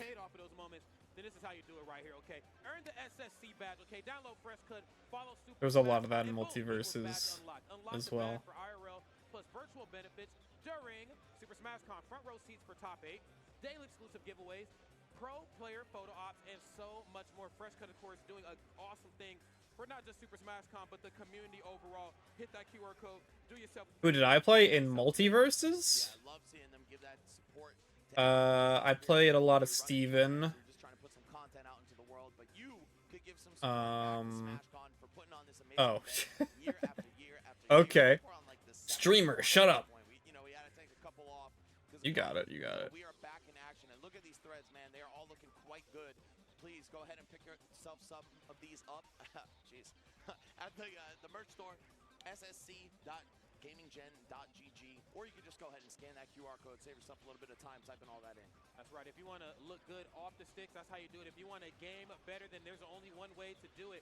Beyond Performance, the 13th gen Intel Core processors. I believe I did a giveaway, for this at the last Genesis event. Big shout out to Sheridan and Boback, and of course our friends at Intel for helping set that up. Intel Core 15, 19, and 17. Miss. I know it was broken, but I miss when you could down air someone 3 times in a row with Iron Giant. I just turned 30. Please forgive me. Hit them up right now. Shop, please. Street Fighter That was fun. That was so fun every time. I'm gonna go ahead and say it right now. Y'all seen Evo. If you want a game like some of the best in the world, damn it, then you know what you gotta do, all right? Check them out. Yeah, gotta have them good specs on your PC. Us console gamers, you know, we ain't all that concerned with it, but if you're a streamer, you definitely want to consider some of those high-end products, man. So big shout outs to Intel supporting. It's so cool, honestly. I'm just like break character for a sec to see brands like Intel come into Smash tournaments, right? Dude, I was doing this in basements when I was a kid, right? So to see it backed by legitimate corporate entities like that, it is honestly awesome. So big shout outs to the SmashCon team for getting some awesome brands involved. Thank you, corporate overlords, for recognizing me. Quarterfinal set for you. And would you guess who it is? Who is it, Max? It is Mars and DeBuzz coming up. Whoa, that right there ain't gonna be nothing nice, man. Mars, I know we talked about before this block start, kind of on a big run. I don't want to say the run of their lifetime because Mars is absolutely insane, but Mars been a little quiet these last so many months. You know, electing to go from where I used to play Iron Giant a lot too. Iron Giant was fun. Mars' content, Chef's Kiss. Please subscribe and follow and everything that you got to do under the sun to support that man. But wow, it's good to see them back in their domain, back in their natural habitat, in the area where we first met Mars and we got to love him in a tournament bracket. But DeBuzz just defeating Mia, your CEO champion. There ain't too many of those on this planet, okay? But DeBuzz is definitely one of them. What is up with the cost of skins, by the way? What is up with the cost of cosmetics in all these games? Why are the TMNT skins in Street Fighter $15? Who do they think they are? That is a premium game where you have to pay for new characters.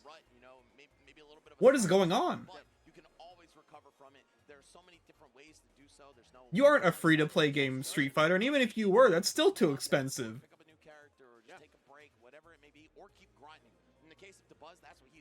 Yeah, you know, and I really got to give it to some of our Brawl veterans. I hate to, you know, put on the nostalgia glasses, but, you know, I felt like the Brawl veterans, you know, they had a rough time in some of Smash 4. Like, they kind of helped shape the meta, and then when the game started advancing DLC and things as such, a lot of them kind of got fizzled out.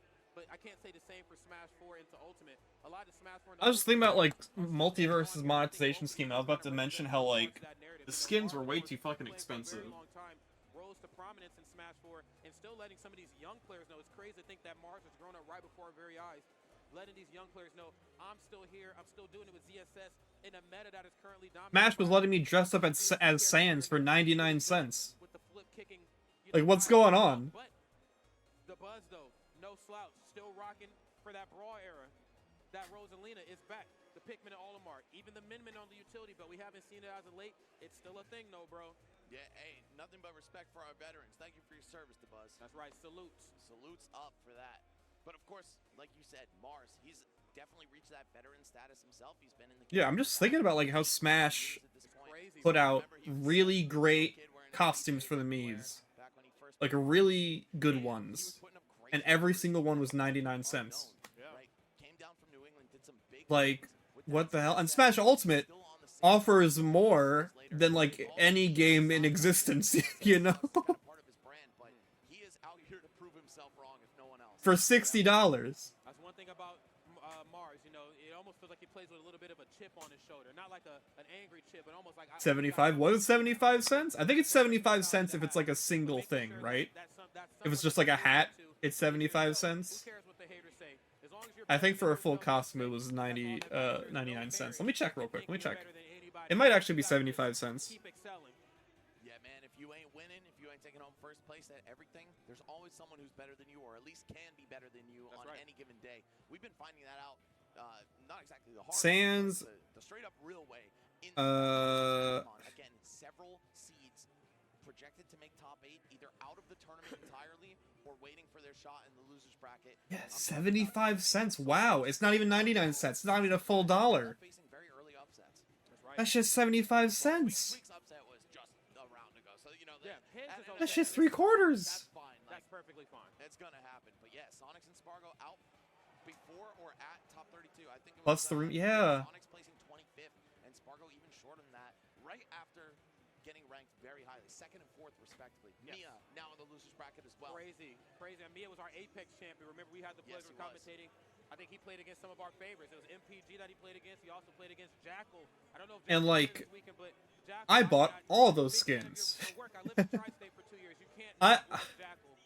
You can't not love Jackal. Like, I would probably buy like basically every skin in every game if they were priced fairly, you know.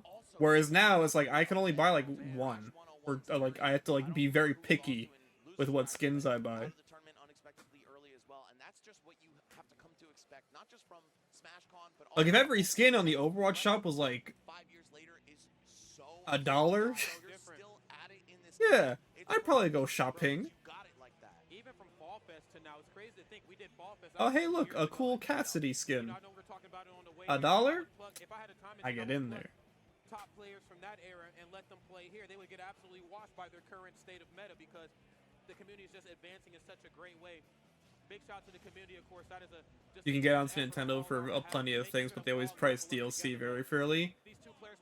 I'm trying to think of a situation where you're wrong, but I can't think of one. Yeah, no. They do. Making some fat upsets to get here. Mars defeating his teammate and his regional brethren in Light. 3-0.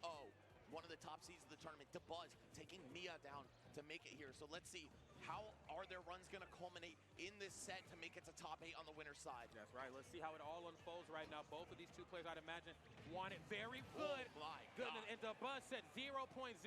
Don't you ever forget. Down smash. If he's wrong, it's from FE. Yeah. Yeah. Like Fire Emblem, like I think what was it? Fates had like mad DLC. You know, a great jump. She can definitely get up there very quick just with that initial jump, and she has flip kick as well. In that corner though, back there and forward air, frame 7, very quick, and as we know historically, ZSS. Yeah, I probably would have bought like honestly all the TMNT skins. If it was like $10 for all of them, I would have bought them. Don't even have to drop your shield. That's right. Use that shit. I haven't finished World Tour yet, so I probably would have played as Donatello in World Tour. Two full stocks against Mars here on an absolute tear to kick off game 1, and this is a matchup he's very familiar with. I mean, these two have met in bracket many times over the years. We'll see though, how is he able to convert? I don't think Mars is gonna make the comeback in this game. No, yeah, I mean like I think the Splat Pass, like the Inkopolis thing, just feels like a bonus. It's like, hey, you're paying for side order, but you also get this thing as a bonus. Okay, the Lakers line up on the Pigments disappear, and we are back right now. Okay, Knight's gonna go for the standing jab, and this is what I like to see here. I feel like it should have not been a bonus and just been a piece of free content, but that's just me. Less is more, leading into jab into tilts, namely that up tilt up close and personal. Oh, come here! Wow! There it is, that blue. Yeah, I thought side order would have been out by now. Pretty okay army right now. He's got some white Pikmin to build the damage. Purple I feel like we would have gotten side order like a month ago. And then the yellow is great against CST. I feel like if there is a September Direct, we'll definitely see side order, like 100%. Has the forwarder and has that backer name. I believe the purple one's the safest on shield when it comes to the back air. The Buzz right now applying that thoroughly. Nothing off the down tilt.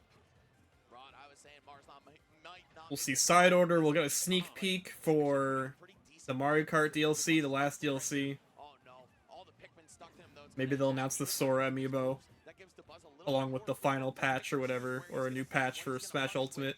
And now this one is looking like it's going to be wrapped up real soon. That's right, man. I would hope, you know, Mars can find a way to dig deep and bring They'll talk more about Wonder, show off Yoshi's power-up. The Buzz here as of late has become a little bit more aggressive, and I love that for him. But this is the Buzz right here that wins championships. Knowing your weakness and then just using it against The Xenoblade passes were crazy. Even in Xenoblade 2, the Xenoblade passes were just nuts. Stuff right here. Mars right now looking good. There's the upper. That upper is so safe and so quick. Oh! Usually you see Zero out there. He said no. Gonna go for side B. 148% here, Max. I gotta be honest. ZSS plus some rage. I hate to sign a broken record, but we have seen what that can Reveal turn into. playable Donkey Kong and Wonder 2. Playable Donkey Kong, playable Rosalina. Playable Toadette. Mars staying on his P's and Q's right here, just giving everything. Come on, DeBuzz. Not letting this lead DeBuzz has face him whatsoever. Okay. And now DeBuzz has to find some kind of raw kill option. Yeah, and fast. He has to break this zone. Nair's so quick right here in ZSS's tool kick. At least not quick, but safe, excuse me. And to move that safe, and oh my goodness, and that big, it's going to be very hard for DeBuzz to get in and make a play. But DeBuzz finds a way. I really don't want another Hey, patch. there's a Pikmin in the front row. Hey, there's another. There's a couple of them. Oh my god. Oh my god. For Ultimate, you don't want another patch? They said Pikmin 5 is a VR game. Nerds How come? bro. That's right. I love it. Hey, give it up for our Pikmin. I love it. I know that's right. Hey, I got some shades. Mods? Zamba versus Ken from that match though. We saw DeBuzz starting off almost a back-to-back 0 to death on Mars. Well, I don't use mods, so You give this man a little I bit don't of want time, to know. I want another he can make some patch. magic happen. I'd rather have my game I fixed. love That was that. clean. That was so clean. Yeah, I got to give it to you, man. Like you said, you give him a little bit of room to breathe. I mean, and then that's when the magic is really, just ever so present, I feel like, in a match. But again, yeah, the aerials just became a little bit too much of a daunting task, I feel like, for Mars. Honestly, even if they don't fix the balance, which they should, I think like just not even don't even like I don't even think they need sledgehammer nerfs. I think just like a little tap. A little tap on Steve and Kazuya, and maybe even Aegis, and we'd be in business. And maybe even a little teensy tiny buff to Pichu. Maybe reacclimate himself to the Olimar matchup. This character was everywhere in half at the beginning of the game. No on doubt. the top of pretty much everybody's tier list. And now it's really just a Buzz and the occasional Myron appearance, at least over here in NA. You know what's funny? I think Myron actually just retired, bro. Did he really? Bro, not to, Do that, and then like if you can, which you can, because HDR did it. Some improvements to the buffering and the input delay and the everything. He actually eliminated Mars from Genesis 8, if I'm not mistaken. That's right. So this has been a bit of a thorn in the side of Mars in the past, but the Buzz, definitely a different player, right? Whether it's, for better or for worse. He's always been ranked higher than Myron, to be fair, but stylistically, that's what really matters in the head-to-head matchups like this. Right now, to Buzz doing They probably won't fix that stuff though, because not enough people complain about it. Since that last game, he's a far cry from the near two perfect stocks to Buzz had at the beginning of the last one. Bro, I know that's right. He said, I'm spot dodging that grab. I see that blue one back there lurking, and I'm hip to your ways right now, DeBuzz. Mars right now leaning into the movement, letting that kind of apply the pressure for him, and I think that's really smart. I should play Xenoblade 2 now that I'm like RPG pilled.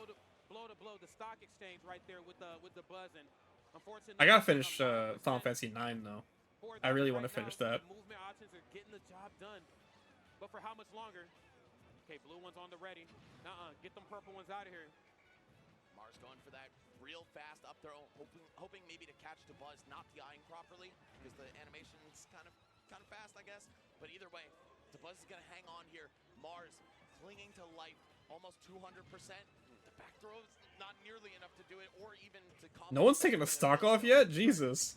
Looking for something here fast. I think that's one of the few shortcomings in ZSS's toolkit is that it needs to be that initial hit into something. We're after a certain threshold. There's the initial Okay, there we hit right go. there. With the exception of Now it's Smash 4. To be that one hit into something else where the Buzz has the luxury of, I got purple Pikmin and the blue one. I'm just looking for that one opening. Boom, that should be enough to close it out. And again, I think also due to the design of Olimar's toolkit, it becomes a bit more of a daunting task where I feel like Mars to jump around the Buzz. You don't get that luxury anymore. Yes, up air is very safe. -2, but you don't want to be on the receiving end of any of those Pikmin, namely those purple ones up close. Pikmin is so good. I love Pikmin. Yeah, for real. I think CSS also kind of struggles to get the Pikmin off of her body, right? Ooh! Her moves cover the Cute little confirm. frame, so we can see that damage over time start to rack up. That said, Mars in the slightest of leads right now, playing very carefully, not letting anything latch onto him. Just gonna stand in place. Yeah, I do want. Oh, no, and he's got that yellow arm. I want a patch, but I want a patch with specific things, Like if they just ban or nerf Steve and Kazuya, that'd be fine. But like, I really just hope they would fix gameplay issues too, Give me a little bit of space. Both of them getting away and like with make this game truly slight timing whiffs. timeless. I feel like as time moves on, Back to center. Oh, but he gets buried. and as we get years and years into the future, I think the issues with the game With a stock lead, it's a are very going to get small one. even more and more 10% annoying. on this light character, you're not too safe, but the Buzz now has to hunt him down. Fixing That's sticky number platforms, yeah. Fixing sticky platforms, fixing the input buffer, input delay, touching up the online. Everyone stalker, I said further improvements are to be expected. in that one all the way up right there. Nair into flip kick. Of course, the most lethal thing in Zero Suit's kit, right? If you open yourself up for that, you might as well just throw the whole damn game away. Please, give me the replay. Yep, misses the tech. Jab block right there. Down tilt to set it up. And then DeBuzz whistling into the ground, hoping to use that armor to find some safety, but no. Mars A perfectly big ass hitbox. converting into his most lethal confirm. what an answer back right there to a very strong game number 1, Max. Here we are with game number 2, and it was certainly the Mars show. Again, not jumping around the Buzz haphazardly anymore, not approaching him head on, exchanging blow for blow. You know, I think, you know, in just regards of, you know, sheer frame data, you know, ZSS is blessed in some regards, but she's not blessed in the Happy Hollow Bash is legal. Happy we settled on that. And I think he certainly realized that in that second game. And like I mentioned before, let the movement that ZSS have do the work for Oh, Rosa. Yeah, I'm jumping around you. I'm running away. I'm everywhere where you don't want me to be. I'm going to let the damage come to me this time. Yeah, that speed, that range, right? Those are the assets Zero Suit has to use to beat a character like Olimar. And wow, Buzz maybe feeling a little bit figured out after that one. I'm surprised to see his confidence shaken, right? Especially with how strong he started off game 1. Sure. But definitely looked like Mars was getting used to it, getting acclimated to fighting Olimar. And that That'd be great. That would be lovely. Would love that. It's part of what makes the Buzz so dangerous to fight against. That's right, because they are all poised. Come on, Namco. I know you got it in you. Actually, you probably don't, but I don't think they know what they're doing over there. I saw that Tekken 8 online. He doesn't need it. He's fused with the machine. Yeah, he's downloaded all that information. He's got offline access now. I know that's right. Okay, and he's definitely tapped in. Ooh. 32% right now. Mars right now really struggling to find a way in between not only Rosalina but Luma as well. Side B, get it out of here. Oh, it's over, yeah. Slaughtering Luma with that. Don't ask them for shit. Yeah, classic. Now Mars is off the stage. Me when I run a service. He's got a lot of ground to make up for here. Over 80% in the lead at this point. Actually, over 80. Yep, no doubt. Looking really good right now. This is exactly where Mars wants to be. Wait a minute, but not on that side of Rosalina. The back hit right there of up smash, shutting it down. The Buzz goes up right here in a very commanding and comfortable way. Shades of game number 1. This is the Buzz right here that is their most dangerous. Dude, you could see right there, Mars thought he had the neutral. He even preemptively used the flip jump. Didn't let the kick rip, of course, because he realized it didn't convert or confirm. But Do game publishers like the fact that people have to pay for online? For like consoles and stuff? Like, is would EA prefer if online was free so they could make more money elsewhere? Because, like, I can't imagine, like, if I publish an online game to Switch, I'm not seeing any of that money, right, that Nintendo makes? Like, I'm paying for my servers, but Nintendo's making the money? Is that not, like... That feels like a bad system. Right? Buzz holding on to such a comfortable lead here, though. An entire stock up. Let's see if Mars is able to crack through somehow. We've seen that Zero Suit has some of these X-Factor things she can do to bring a match very close or make a huge comeback. It's weird, I never see that conversation brought up. I don't think so, man. But we'll see how it goes, because Mars is definitely out there with that key and that kite. Waiting for some magic to most certainly happen. Get Luma out of here. Great thing about ZSS and her movement, she can get in between bob and weave between Rosalina and Luma. Okay, down tilt a little faster on Rosalina's behalf than it is on Luma, so... Whoa. Right now, gonna force her to approach. Okay, dash attack. Catching those landing options, bro, I'm scared. The Buzz has barely been hit, just looking like this fortress of a player. Of course, that is his signature, right? The best defensive player for so many years. At this point, I might be ready to give him that title back. Yeah, I'm gonna keep it a stack. I'm kind of with you. Whoa, my God! Again, kind of a lack of DI right there. Mars going straight up from the up smash. Luma only, by the way. That's right. And we're gonna see the Buzz now on set point here. Just one more to earn himself a spot on the winner's side of top 8. It's looking like a DeBuzz renaissance, man. It really is. I'm here for the DeBuzz renaissance. I'm just happy to be a part of it in these history books. And I'm happy that they're doing it in front. There's so many people watching this that they're on the floor. Wonderful faces out here. It's crazy. Can I see the cosplay? I'm loving. I see Terry in the front row. I see the Mario Bros off to the left. I see y'all. Man. I see Piranha Plant back there. Yeah, man. Okay, hey, whoa. Are those twins? Are those twins back there? They are now. I see y'all. Shouts to all the cosplayers in the building, man. I see little Roy. I see the little Roy. I love this audience. We do this for y'all. All right, guys. Last top 8 winners qualifier. Give it up for your players. Could be the last game of the set here, but let's see. Mars might have something to say about that. Here we we go. Okay, the cross up on the back there. Early Go to on, Buzz. the grab, but I do like that attempt. That momentum, I tell you, man, I don't care how defensively strong you are. When Mars has that momentum, you're going to crumble a little bit. Yeah, for sure. I don't think anyone can withstand that kind of pressure, the Buzz included. So let's see if Mars is able to key into that side of himself. Okay, taking care of Luma, got a little bit of a percent lead. How hard can you bully Rosalina from this position? That's right. You only got so much time. Double up air, very quick option. Anyone else in here been playing Paleo? Not gonna be a lot right there for Been playing the open beta. It's pretty good. It's pretty alright. You start dancing around. Luma up tilt quicker than Rosalina. It's got some, you know, issues that we are submitting requests for. Like how everything in the game has you holding the left mouse button and taking forever. Would have been nice if that was a toggle. Rosa's so good at maintaining stage control. DeBuzz using his character strengths in a big way. And once again, not leaving that center. Gonna let Luma do the dirty work for him. Pressure Mars on the platform and kind of recall her a little bit. But it's pretty nice. It's got some Breath of the Wild influence. Stage control is very important. Oh, it's nice to play a game that's like still a game, but it doesn't involve like, you know, combat. I mean, there is hunting, but it's not like combat, you know? They aren't ever fighting back. It's just nice to play something that's like chill, but like still like mechanically interesting. The forward tilt doesn't have enough knockback, and Mars still fighting this uphill battle despite being in a winning position. When these two are paired up, it's so dangerous. It is. You know, it's very different from like Dreamlight Valley, which I also like, but like Dreamlight Valley is like, we will not have any mechanics. There is no gameplay. And I feel like a lot of cozy games kind of fall into that, where it's like you move around and you press A to interact with things, and that is the extent to the gameplay. Like Paleo has like gliding and climbing and a little bit of platforming in it and aiming.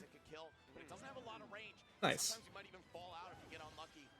But Mars still maintaining a little bit of a lead here. They're going to trade forward airs just on those placement hits. I love the waveland to try to mix the Buzz up on the platform. But no, ZSS having a slow grab makes her a little less threatening from that position. Oh, 100%. It makes her definitely less threatening in some spots and even scarier in other spots. I feel like the areas where it makes her scary, the Buzz is just not worried about it. The Buzz is never going for any air dodges any preemptive jumps. It's going to be very rare that we see a tether grab landed on Mars' regard. But to say that... Wait a minute, yeah, see, there's... I wonder how, I think it'll do pretty fine. I think it'll do pretty fine. I wonder how, though.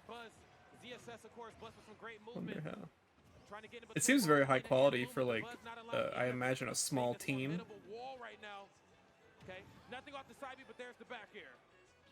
And I wonder what, like, the game is going to be going forwards. Because I feel like what makes Animal Crossing so special, and what makes me play it for a year,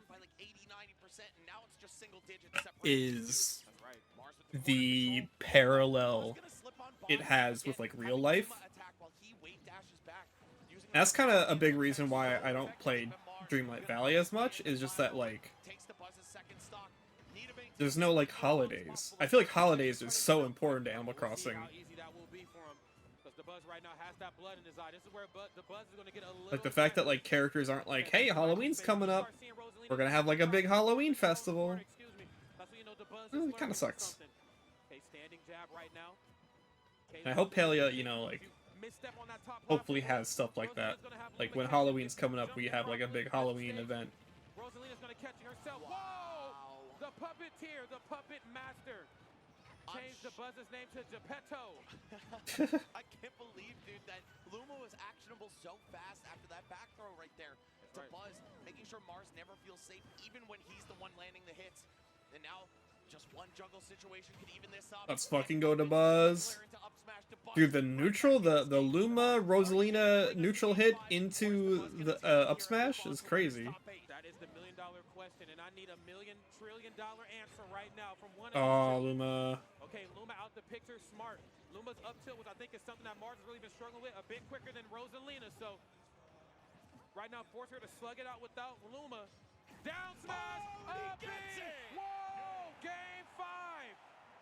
Mars with the raw confidence right there, charging that down smash up, saying, I know exactly when you're My patch would remove Bayonetta. I do not understand the point of Bayonetta. easier for him by hanging on the ledge right there and That's right. running out all his Bro, what? invincibility. Yes. It made the neutral get Bayonetta not even a problem anymore. See it right here in slow motion. Bayonetta's fine. Mars is like, oh, you know what? We're playing this game? Okay, no problem. That's right, down smash. I mean, low commitment, low risk, high reward. I'm going to take that every time, especially from that position. Very smart right there on the bus to try to go for like a neutral get up as opposed to a roll. I think he probably thought Mars was expecting a couple steps ahead.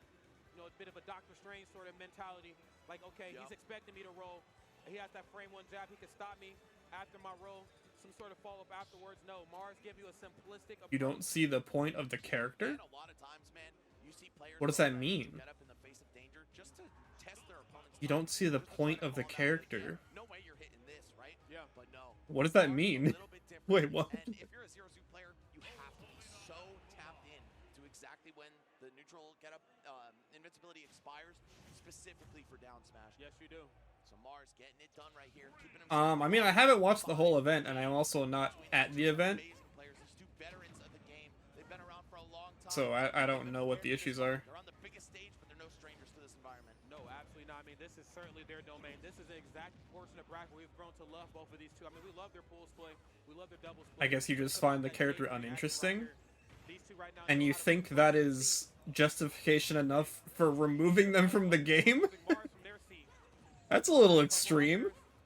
Courtesy of that up tilt. There's Nair. This is smart right now. Let them know I am fearless without Luma. Uh-oh. Okay, you can't whiff too many of those. Yeah, of course, that grab being such a high-risk option and kind of low reward for 0-2, honestly. The most you get is if they don't DI, you can... Now, I don't want Kazuya gone because I think he's uninteresting. I want Kazuya gone because I don't think his design meshes well with the game. You see Mars going for this low or high risk. And I've been said that since before he was added. Buzz off on the right foot here, up about 50%. TSS is light. We could see Mars bite the dust real quick. Yeah. Would hate to see that happen to him, but great stuff right now. Trying to keep this one a little bit closer to comfort. Oh my God, this is exactly what I was talking about. You can't- Kingdom you can't Hearts, limit man. these platforms for free anymore. Kingdom Hearts 1 in specific. God damn. I think, honestly, Kingdom Hearts 3 playthrough's coming up. Maybe not this year, maybe early next year, but it's coming up. Yeah, that was a little I bit feel of a it. lucky break for Mars too, because the Buzz certainly read that area. Kingdom Hearts 3 critical. Just let the up smash rip a little bit too soon. We're doing it. He's gonna find it anyway. Only 50%, such a healthy stock here for DeBuzz. Mars, what do you have for this? It needs to be something like an air flip kick if you want to get yourself right back in it. And it needs to be that. It needs to be that. We need the Cage 3 stream into Cage 4 news combo. Try to milk Yep. this lead, try to nickel and dime. I unfortunately don't have Vinny's Better powers. footing for themselves. Okay. Whoa, It's getting scared. Yeah, I don't know what that was about. Maybe expecting a neutral special, not exactly sure. And it don't even matter, damn it. Right now, even a game once again. Okay, nice. Want to go for another grab? Hey, you want to hang out by Luma? Go over there then. Another thing is that I feel like CSS is not great at killing Luma, right? One of your best moves to send her into tumble is that dash attack. Travels pretty far, but it's got a lot of lag at the end. So you have to take a risk every time. Otherwise, you got to be really precise with CSS's narrow hitboxes on this tiny little star. There it is, though. Mars saying, I have nothing if not precise. Getting it done and actually taking a very slight lead here. Can he keep it going, though? To Buzz, what's the juggle going to be? Yes, I love that. The forward air to catch the flip jump, but Mars is right back on the ground. That's right. Caught the air dodge in. I can't say that the Buzz going to let them have that one twice. Mars right now still looking good. And again, being able to alleviate that pressure. Flip kicking out of danger. This is good. Okay, this is... Come on, the Buzz. Playing the save game when it comes to Luma. Luma up tilt quicker than Rosalie's. I can't stress This that fucking enough. Smash You have 4S to watch matchup. How you deal with Luma when she's faced in front of you. And the fact that she can be traveling backward as per DeBuzz's recall and still throwing these hits out. So difficult to find exactly where DeBuzz Wow. is to attack. The Nair into up air, closing the door on that second stock. Mars, one left here in the winner's bracket. What can he do with it? That's right. Luma Nair faster than Rosalina's, but I mean, just the nature of Nair in general being -4, I mean, that's going to be a tough thing for ZSS to have to do, and especially if she's crossing you up. We should see back throw. Okay, not up throw quite yet. Oh, he had the right idea. Oh. Try to catch that air dodge with a long-lasting hitbox. No, the up smash actually does. Have it spin for every spot dodge. Okay, if Mars can That'd be shut this down crazy. before Spot DeBuzz gets doggy. some credit, he's Damn, still got autocorrect a going shot. crazy today. If I'm Mars, I need to up tilt. I need to up B out of. What's he doing? Trying to go for these scare tactics here, making the Buzz flinch, but he didn't give him the reaction he wanted. I'm scared of this. Okay. Oh, no. Off the mark with the dash attack. Yeah, that was their best option, but unfortunate enough, just kind of missing the. Dude, autocorrect has been pissing me off lately because like it will autocorrect a word that is like an actual word into another word, but then I will mistype or misspell a word into a not word, and it won't autocorrect. It's so fucking annoying. Feel that desperation from Mars when it came to taking that stock from the Buzz. I don't get it. Beating in the process. He's still alive though. He still has a chance. 98% and counting. He's gonna open Rosa and Luma up right there. Rolls on through. Okay. Is he gonna decide to get rid of Luma? Wow, just one jab. One forward tilt. Again, ZSS struggles to get rid of this Luma. Just to test the waters. Letting. Okay. Whoa. Scare me for a second. Whoa! My God! Wow. So free. Dude, everyone's popping off for the Buzz. Everyone wants the Buzz to win. This feels so good. Last stock, such an intense set between two legends of the Northeast, two longtime players. Both of them on some amazing runs today, though. Is this the Buzz's tournament? From a rough spot in terms of their career, right? Mars getting this win over Light. The Buzz beating Mia, who is definitely favored to take it over him. They're both still alive in this bracket, though. Mars with another shot. Dude, all these fist bumps. He's got to win one more. He's guaranteed 9th right now, but you know it's top 8 or bust for these. Dude, I would have been so nervous to go to this event happening immediately after FanFest, which happened just before EVO. I would not want to go to this event. Mars kind of caught in the corner, can't get those feet back onto solid ground. Nair, boom, up air, okay? Especially Luminaire. That's very dangerous. Don't know exactly what it is on shield, but Rosalina Nair pretty darn safe. Gonna be very hard to work around. And again, look at the double pop off right there. Ice on deck in the front row. He's I'm gonna pop off with you, homie. Man, what a great set that was. And you saw so many little key moments contribute to that. That would have generated COVID too, yeah. Point two, where Mars was trying to scramble with Luma on the left side of the stage on that last stock, hitting her. Goddamn, boing. All these little light moves that just don't enough. How does that stay on? Right? Having Luma at his side for so much of that set is, I think, what really contributed to the Buzz getting in there. The switch to Rosa, by the way, after 2 games, one almost dominant win with Olimar, one pretty dominant loss with Olimar, and he's like, you know what, I'm going back to all-reliable. Yeah, and I think one thing that Rosalina and both Olimar share in common is that ability to anti-air ZSS. Not to say that ZSS's arrows are bad by any stretch of the imagination. Some a little slower and then safe.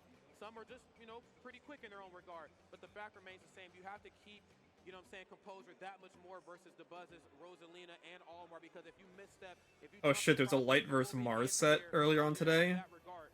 And that was winners, so I guess Lights and losers. Or he could be out, who knows. Film theory, Disney is finally dead. Here's why. Oh my god. No, I think he died a long time ago.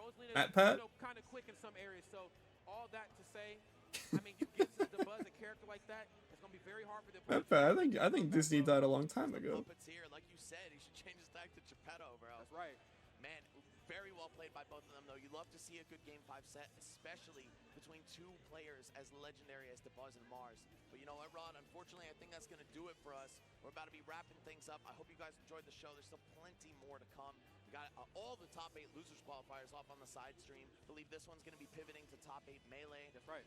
But yeah, I just want to say, guys, thank you so much for having us at SmashCon. It's been a blast. Yeah, man, after all these weeks on the road, I'm shot. You know, trying to give you guys my what does he know? At this point, I'm retiring to the spectator seats. I'm going to be watching with y'all, cheering for these players. I wish them the best of luck. Rod, it's been a pleasure as always, man.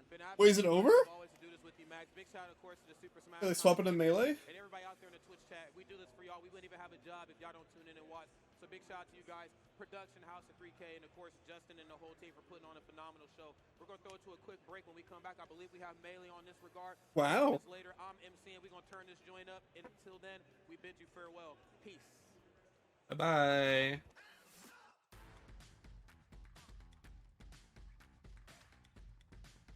I guess it's Melee time.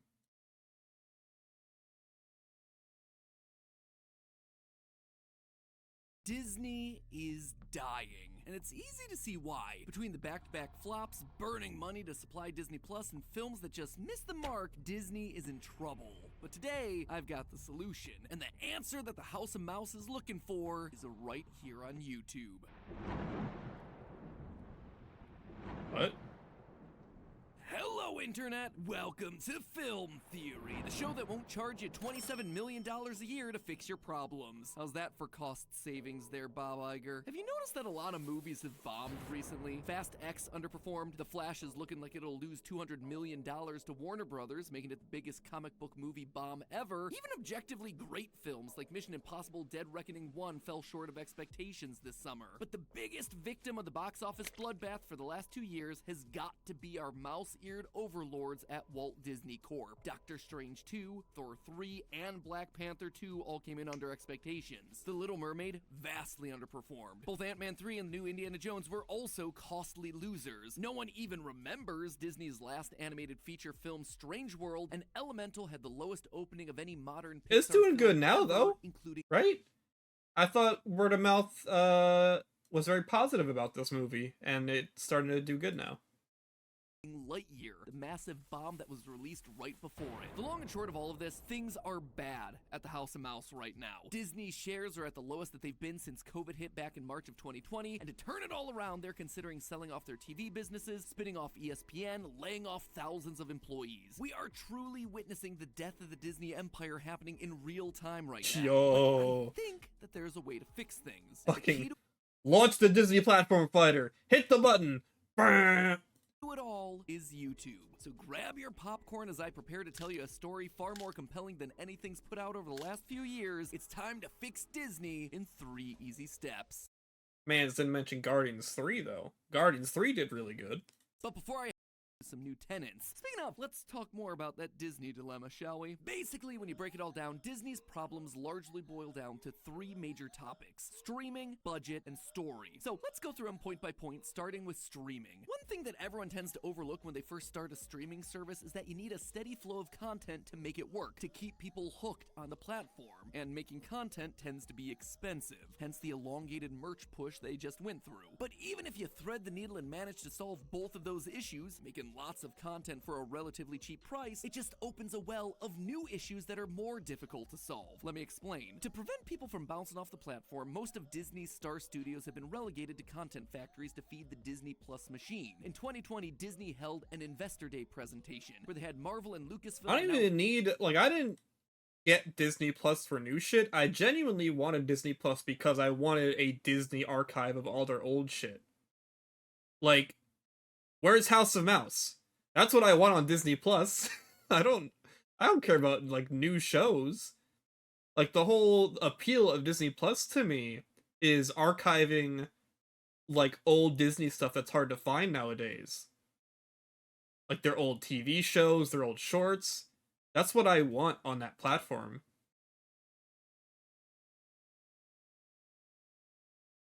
You couldn't watch Runaway Brain when you weren't looking for it? Yeah, like, where's Runaway Brain? Where's House of Mouse? What's going on?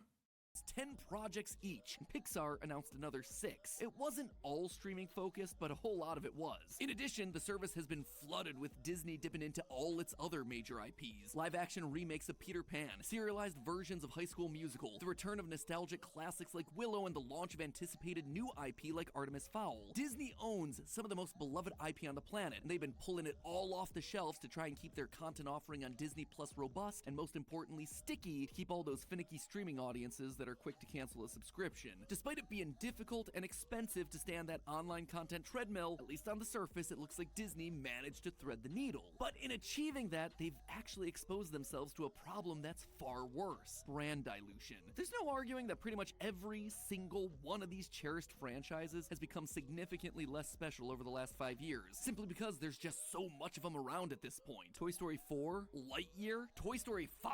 You can only go to the Hey, Toy Story 4 was good. Don't get those stink lines out of the way. Toy Story 4 was good. many times before the audience can smell a shameless cash grab. Going back to those Investor Day announcements, most of the Star Wars ones, they were quietly canceled. A completely different Episode 9, a Boba Fett solo movie, a trilogy from Rian Johnson, another trilogy from the Game of Thrones guys. When something new from Star Wars gets announced at this point, there's little trust that it's ever gonna see the light of day, and even less trust that it's gonna be good. Andor, for instance, it was legitimately great. Seriously, it was the single best thing that Star Wars has I'm not falling for it. You guys can't make me watch that. I'm not falling for it. But you know why no one watched it? Because it was buried under a slew of underwhelming projects like the Book of Boba Fett, Obi-Wan Kenobi, late season Mandalorian, and Episode 9. People lost trust with the brand and as a result deprioritized watching all the new stuff that was rolling out. The MCU is having the exact same issue right now. Look at this. Phase 1 had 746 minutes of content spread over 5 years. Phase 2, 757 minutes spread over 3 years. And then you had Phase 3 at 1,500 minutes spread over another 3 years. That was a pretty significant jump, but it was nothing compared to Phase 4. Thanks in part to the introduction of Disney Plus and the requirement for streaming content, Phase 4 had a staggering 3,500 minutes spread across only 2 years. There's been more MCU content in the last 2 years than the preceding 12 combined. A Marvel release used to feel like an event, like you had to see it. Nowadays, though, it's quite literally a weekly occurrence, so of course people are going to be less excited for new installments like Secret Invasion, regardless of their quality. Don't worry, we're going to address the quality here in a second. What's worse, in their drive to Disney Plus, the mouse has lost out on a lot of money they probably didn't need to. Looking at the list of original films created and released by Disney, so many of them are going straight to Disney Plus without making any money in a theater. This year alone, across all their studios, 6 of the 14 Disney films so far have premiered directly on Disney Plus or Hulu with no additional cost. In 2022, a whopping 27 premiered on streaming and only 16 were in theaters. Now compare all that to 2018, the year before Disney Plus launched, where Disney released only 10 films total, all of which obviously went to the theaters. Not only do these streaming premieres mean that they're losing a lot of money from the theatrical window, but it becomes an even bigger issue when you combine it with our next major problem, budgeting. The budgets for so many modern blockbusters, and especially those made by Disney, are just out of control. Indiana Jones and the Dial of Destiny cost $300 million to make. Guardians 3 and The Little Mermaid, $250 million each. Quantumania, a cool $200 mil. Guardians spent that budget, $150 million though. on Haunted Mansion. Why would you spend $150 million on a Haunted Mansion movie? And the true number is probably more like $300 million if you include the marketing for it. Even Disney's animation wing isn't safe. Both Encanto and Strange World cost somewhere between $135 and $180 million to make, while almost all of Pixar's latest releases put their budgets between $150 and $200. Jesus Christ. Now, you might be looking at all those numbers and thinking, wow, that's a lot, but aren't all movies super expensive? And the answer is yes, but also no. Yeah, they cost hundreds of millions of dollars, but not that many hundreds of millions of dollars. When you look at other massive blockbusters currently in theaters, most are not looking like this. Oppenheimer had a massive cast and incredible experimental filmmaking techniques, and it cost just $100 million to make. Wow. John Wick 4, elaborate action sequences with top-tier stunt work and incredible set designs at multiple real-world locations, also cost just $100 million. Barbie is the biggest movie of the summer. It has iconic art direction, detailed fictional worlds with real sets, and A-list actors who enjoyed being there, and it was made for less than $150 million. Wow.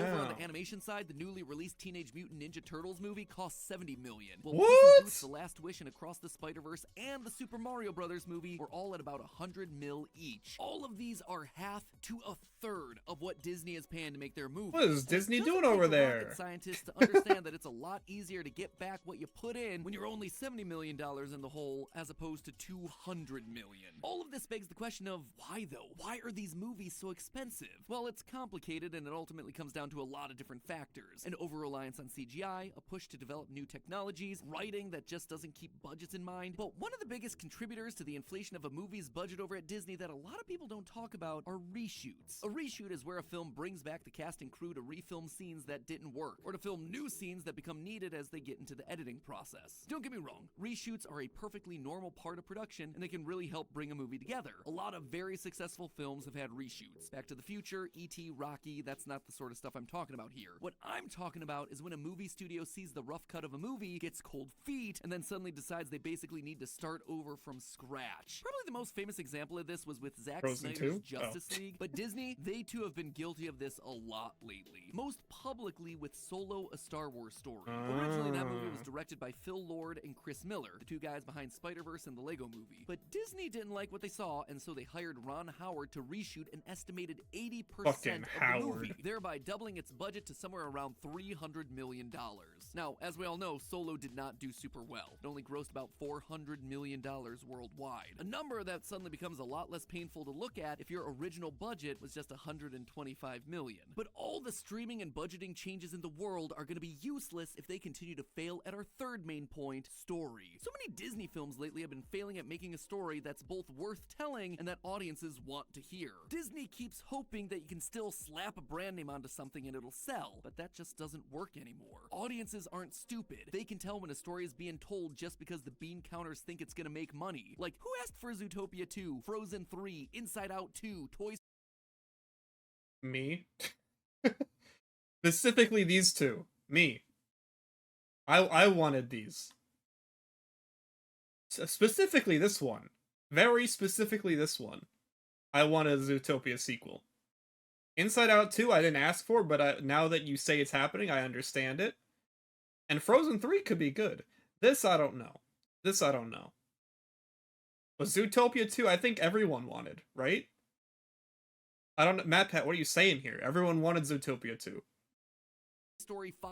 All of those are real movies that are happening in the near future, even though it feels like that list should be a parody. But making unnecessary sequels is just the tip of the iceberg. Disney also doesn't understand where their stories fit anymore. Look no further than The Eternals, which introduced a dozen new characters and 10,000 years of backstory into a 2-hour film. Why wasn't this a Disney Plus series that could have given the concept time to breathe? Meanwhile, they're clearly stretching out stories that don't need to be TV shows. The Obi-Wan series is a great example of this. There was a really strong core narrative there about Obi-Wan's relationship to Vader that ultimately got buried under the bloatware of side quests and subplots. And hey, wouldn't you know it, Obi-Wan was originally written to be a 2-hour film that they decided to turn into a 6-hour series. If you want a super recent example, Secret Invasion, which, man, I have no idea what Marvel was thinking on this one. Let's take this iconic storyline from the comics with an Avengers-level threat and adapt it into a spy thriller with basically no spying, no thrills, and no Avengers. What should have been this amazing tentpole moment in the Avengers line of films, I mean, who doesn't love themselves a good imposter storyline, became yet another piece of wasted potential content to further dilute the MCU brand on Disney+. And again, here's the problem when you start dumping out a lot of content all at once just to keep us on the digital treadmill. People start to see patterns, they see the trends, the formulas that you're using. For example, why have so many big tentpole Disney releases lately had a main character becoming jaded just because they lost a loved one? It happened with Han Solo, Luke Skywalker, Indiana Jones, Obi-Wan Kenobi, heck, even Haunted Mansion and Secret Invasion, which you probably shouldn't know because why would you ever bother to see those things? This generation of stories has seen our fictional heroes become miserable. And let's be real, that is not something that fans want to see. We fell in love with these characters for a reason. They inspired us for a reason. Seeing them crushed under the same depression of reality that we real people face every day is not fun. Sure, it might be more realistic to see a disillusioned Indiana Jones, but audiences go to the movies to escape from reality, to believe in I don't agree with this. I don't know what he's trying to say here. That like a fictional character can't show like depression? Like what? What are you talking about, Matt Pat? This isn't like a bad thing to put into a movie.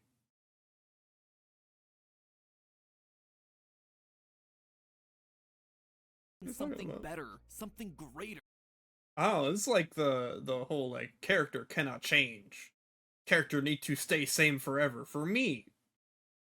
To have something to hope for and aspire to, and Disney is no longer providing those hopeful messages. So that's a lot of doom and gloom, right? Is there any way that Disney, and really the entire film industry, can fix all these issues? Well, yeah, actually, all you gotta do, treat it like a YouTube channel. What I mean to say is that they need to program their slate of movies just like you do a YouTube channel. I'm gonna let you in on a little secret here, Lloyd. What is he about to say?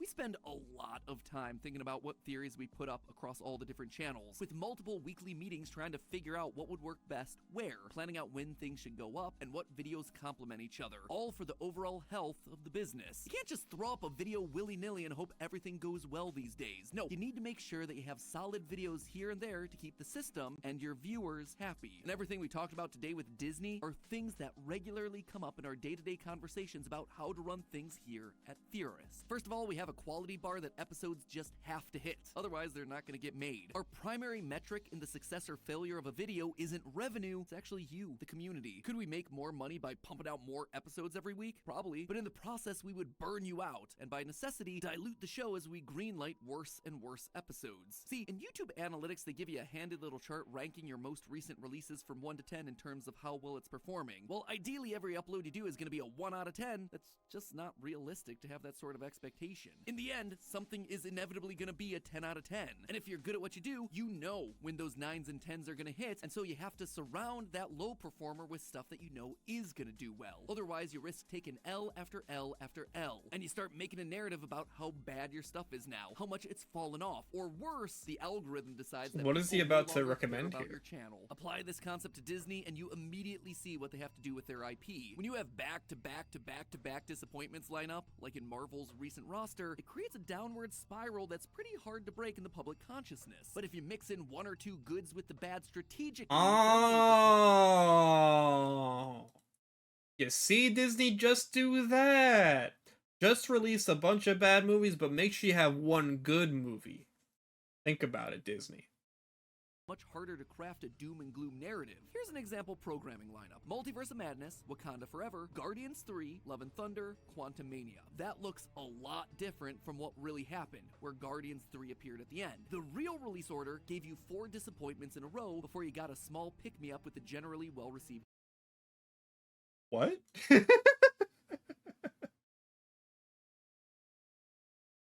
Guardians. But if Guardians had been in the middle, the disappointments are suddenly broken up. There's the gap there. The lackluster movies on either side of it, it's just a franchise coasting along waiting for the next big event. In fact, I could make this programming lineup even better if Wakanda Forever had actually been first in the list. The mediocre performance of Wakanda actually was made significantly worse by the disappointment of Multiverse of Madness that came directly before. Had it come before Doctor Strange, that movie wouldn't have been saddled with all the extra scrutiny of, is Marvel losing its way? If Wakanda Forever isn't good, it means it's the end of Marvel, thereby leading to a different cultural conversation around it. Release order matters when it comes to shaping the narrative around your brand, and it matters a lot. The same thing holds true for any experimental episodes. Disney needs to be making films about new IP, like Pixar's Elio, or lesser-known characters like Marvel's Moon Knight. But obviously those projects are going to be risky, so you balance that risk out by putting them between other projects you expect to do well. Your Toy Story 5s, your Avengers, your Guardians. This accomplishes 3 things all at once. You mitigate your risk, you spread out the quote-unquote cash grabs, and you potentially find your next explosive IP. Again, let's look at film theory for an example. On this channel, we have a few relatively sure things. Our tentpole programming, analog horror, Spider-Man, nostalgic kid shows. And knowing that, we're able to put the stuff that we're not sure about between them. And then, if something surprises you and it does manage to explode, bam! You have yourself a new strong subject to slot other unknowns in between. That is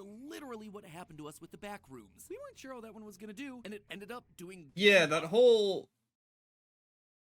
situation, like, it's easy to say in retrospect, like, oh yeah, just put Guardians 3 in the middle, idiot.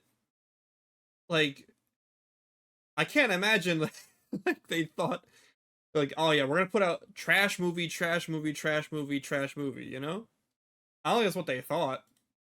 With people wanting more and more of our analysis videos while they wear their new absurdly comfortable theory wear hazmat puffer jackets. The gamble paid off, and it paid off in a big way. But we also know that we can't release too many of those things in too quick of succession. We can't release a Backrooms theory every single week, because even though they'll do well, people will eventually stop caring if we do too much. And they'll stop coming back because we're no longer adding anything to the conversation. Does that sound familiar, Star Wars? How about you, Marvel? Can you relate? And just in general, when running a YouTube channel, you gotta know what episode ideas are gonna work best as shorts and which ones merit a full video. We don't try to take something that's clearly a short and then bloat it into a full 15-minute video, or vice versa. Just like Disney shouldn't be looking at something that's clearly an hour-and-a-half movie and trying to turn it into a 10-episode miniseries just so they get more watch minutes on their streaming app. Content needs to fit where it tells the best story. Lastly, in terms of our budgeting, we have to make sure that an episode can make back the money that we're spending on making it, paying the writers and editors that are working on it, and we budget it just based on the AdSense we expect to make from that. that video. Anything extra that we get from brand deals or merch sales or whatever is a nice plus. It allows us to expand the team, to do more ambitious projects. But we can't budget every single video that way because eventually we're gonna lose that bet and we can't run the business anymore. Think of our AdSense like your box office, Disney. Sure, every now and then we could do a more expensive video, something that takes a bit more time, or just invest in a passion project. That's gonna be maybe a once or twice a year thing, not an every release thing. Disney, you can't keep releasing $300 million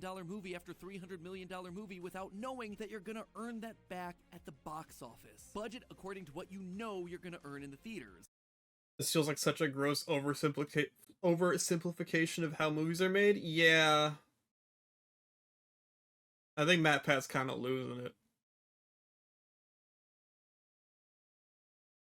That way, all the ancillary stuff, that's all gravy. Anything you earn on top of that, boom, it's a bonus. You became that much more profitable. You know what's gonna help with that? Fixing your reshoot issue. Let me tell you, as I was researching this episode, just as someone running a media company, my jaw hit the floor when I saw how often companies like Disney are doing reshoots that majorly overhaul the movie. How are you rolling on day one without having a clear vision that the writers, directors, producers, and studio have all agreed to? At Theorist, we don't do an episode unless all of our senior creative team are on the same page about what that episode's gonna be. And more importantly, when we work with brands, we require that every single stakeholder review and lock the script before shooting begins. That way, no one can ask for a last-minute change. We learned early that those reshoots and re-edits cost a fortune, killing our process. But by forcing everyone to get on the same page early, even if it's painful and slows the process down a bit at the beginning, it saves so much time, money, and a ton of headaches on the other, much more expensive end of the production process. All in all, in their desperate bid to try to catch up to Netflix with their streaming service, throwing money at their problems in hopes that they'll go away, Disney lost sight of what made entertainment work since the very beginning. Making what you can, making what you're good at, keeping it on budget, and telling a story that's worth telling. And if we here on YouTube can do it, they have no excuse. Or if they can't get their act together, maybe the death of Disney was ultimately for the best. But hey, remember, go check out that new line of Theoryware. Again, I cannot stress enough just how much work went into all these items, because we wanted this to be more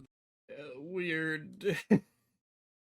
These past couple of theory videos, like especially that Five Nights at Freddy's one, I think they're kind of spread themselves a little too thin. I think they're running 4 theory channels. Almost like it's too much. Like that's too much theorizing.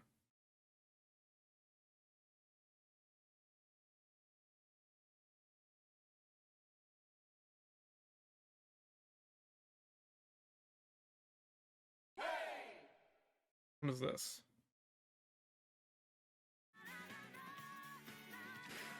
ARMS Remix?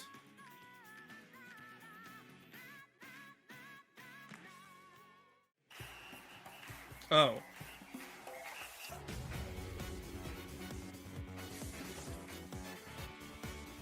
Don't call it that. Don't call it that. This is a mod for ARMS.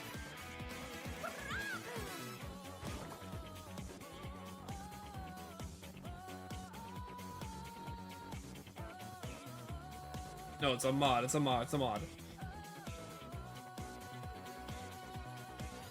Oh, it replaces all of the default arms though, which kind of sucks.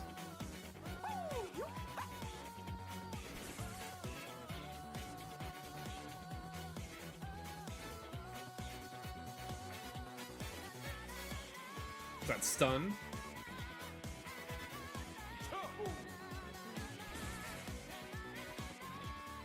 Snapper.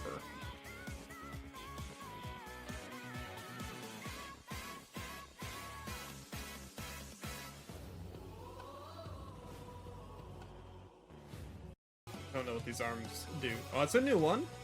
Oh no, it's go on the floor guy. Got it. Seems interesting enough.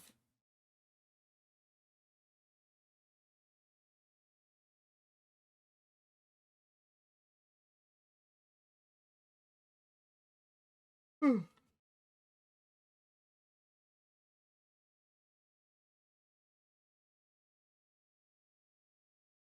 I want to see what the hell this guy's talking about. Ruin solves mascot horror's biggest problem. FNAF review of design. Hello everybody, my name is Markiplier and welcome to Bendy and the Ink Machine. Welcome to Poppy Playtime. Garten of Got it. Bam! I did it. I think it's my chance. Maybe. Oh. In these clips, Markiplier is going through the standard mascot horror chore of finding objects and pressing E over and over again to advance the game. Typically, when Markiplier plays through these sections, you can pinpoint the time where his soul leaves his body, leaving only a lifeless husk behind. However, in the new FNAF game, Ruin, things are different. Even though he's still just walking around and pressing E, Markiplier is alive again. What? What are we talking about? Why? Because the developers at Steel Wool Studios found a way to make walking around and pressing E actually fun. Did they? What the hell? No, they really didn't. Oh, wait a minute. Hey, leave. I love my first introduction to this channel treating Markiplier like a lab rat. Yeah. You need to go. And I believe Ruin's new approach to looking around and pressing E is the key to bringing the mascot horror genre back to its former. What the fuck are you talking about?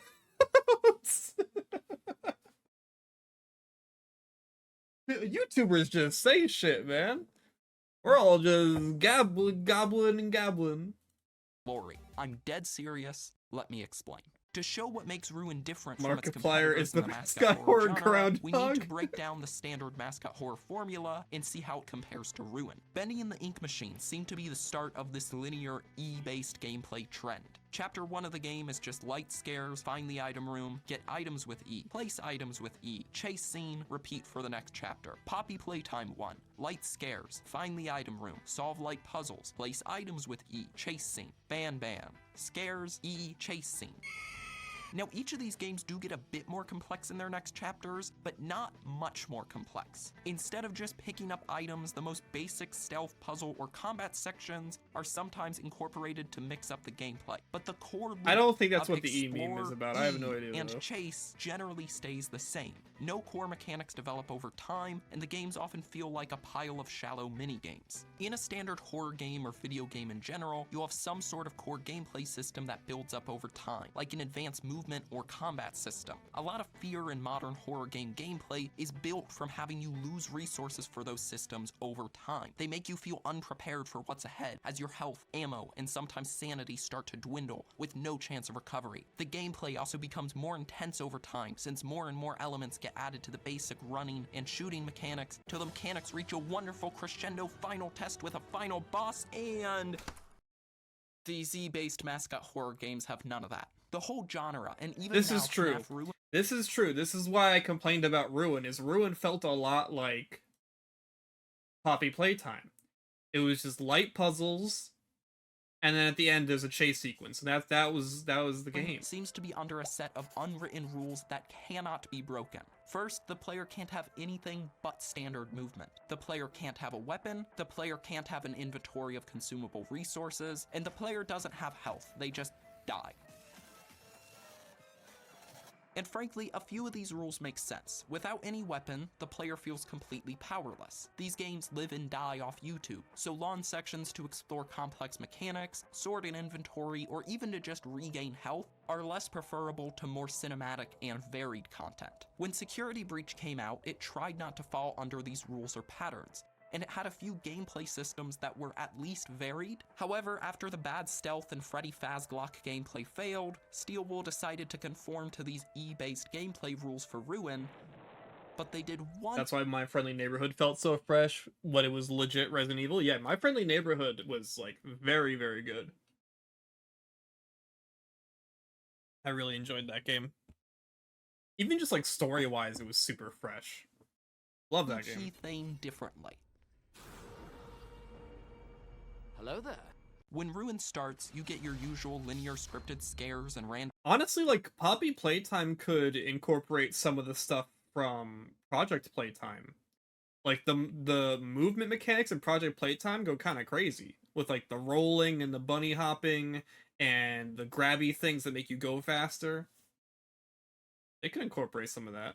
mini games, but things change when you get That's to why I security. actually like Project Playtime, is there's actually like a lot of unique mechanics nodes. The first one is your ever so familiar press E challenge. Press E on a few things, return to the main thing, press E, unlock the path forward. But for the second security node onward, they add this guy, Mexus. Now from here on out, whenever you're hunting down objects and pressing E, this murder rabbit will randomly appear in a very inconvenient spot and slowly warp toward. Just take the fucking mask off. That's the thing about this character, is you just take the mask off. That's it. Why are we bringing this up like he's an actual part of the game? He's not.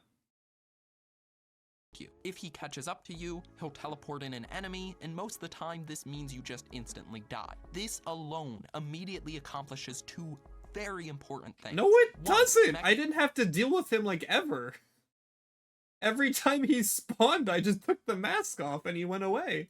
Mexus adds a timer to the E object hunt, so you can't just take your sweet time. You have to be constantly on the move and watching your back. 2. Mexus forces you to move carefully. Since he teleports at inconvenient places, you have to be careful to not run into him, but you can also move to lure him away from your objective and then dash over to your goal to buy yourself more time. Now the player is still simply moving around and pressing E, but Mexus alone makes— If this is actually how it worked, if like I actually had to care about where he was, then yeah, I would agree. Like it's actually like a pretty neat mechanic.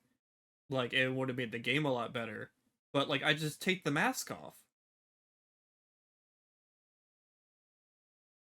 Makes the gameplay of Ruin so much stronger than all the other E-based games in this genre. Because in Ruin, these E sections are very directly connected to the horror instead of separated from it. Poppy Playtime has these neat electrical puzzles that do actually develop and gain complexity over time, but these puzzles feel like a different game shoved into the main game to pad out the scares and chases, because there is no horror with them. In Poppy Playtime and everything else, you're perfectly safe until the chase starts. But in Ruin, you're rarely ever safe. But that's not where the better E gameplay ends in Ruin. Oh no.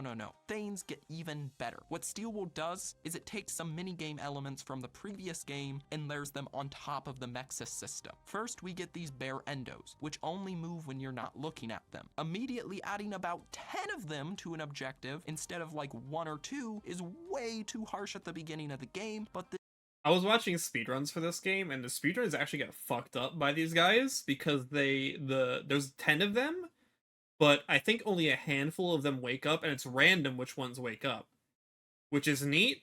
But it also meant like I didn't even notice that they woke up in my playthrough, because I guess the wrong ones woke up, where I just like didn't even notice. Yeah, I didn't even notice that this was like a threat at any point in my playthrough. this introduces the idea of having to find items while keeping track of 2 or more entities. So you need to lure the constantly moving Mexus and bear endos away. Yeah, I got that world record RNG on my casual first playthrough. Of both their movement behaviors in your mind while moving around yourself. This pattern continues when normal animatronics are added to the mix. These animatronics each have set paths they walk in, so you have to learn that pattern and find the best time to sneak in an area and search while also keeping Mexus at bay. Next, you get audio lures to distract animatronics, and in the final stretch of the game, you have to combine several of these elements at each security node section by luring away the music men clump, keeping Mexus at bay, and watching carefully for rogue music men so you don't get too close to them all at the same time. And yeah, this was the best part of the game. Wait a second, what is this? A mechanic with actual increasing complexity and depth snuck into a game where all you do is walk around and press E. Oh, this is beautiful. Now, even though just having an actual developing gameplay loop puts Ruin leaps and bounds above its mascot horror competitors, the game isn't perfect. People have mainly had just one complaint about Ruin's core gameplay loop, and that is, even though it's fun, the node-breaching gameplay gets repetitive. So does this mean games in the mascot horror genre should just have a bunch of mini-games without depth instead of a developing gameplay loop? I don't think so. I am confident that all Steelwool needs to do is just mash together this evolving gameplay loop with hyper variety a bit more to get something perfect which still keeps eyes on YouTube screens. Let's look at the system we have right now. Mostly, you have to check Mexus, lure him away and run if he's too close, check the outer animatronic, and use— Take off the mask. Why is he completely ignoring the fact that you could just take off the mask? the camera to lure. He's not even gonna bring it up. They are too close, then you switch to your task of finding the nodes without running into rogue music men. I think people are complaining about repetition because the gameplay doesn't go beyond. I wonder if it's repetitive from taking off the mask, but I'll never know. Yeah, exactly. Like, my issue with this is, like, yeah, Five Nights at Freddy's games are repetitive, like they've always been. It's like, saying it's repetitive isn't really, like, the biggest, like, gotcha ever. Like, my issue with this is that, like, he's explaining all these things that, like, ramped up the complexity, but it really didn't.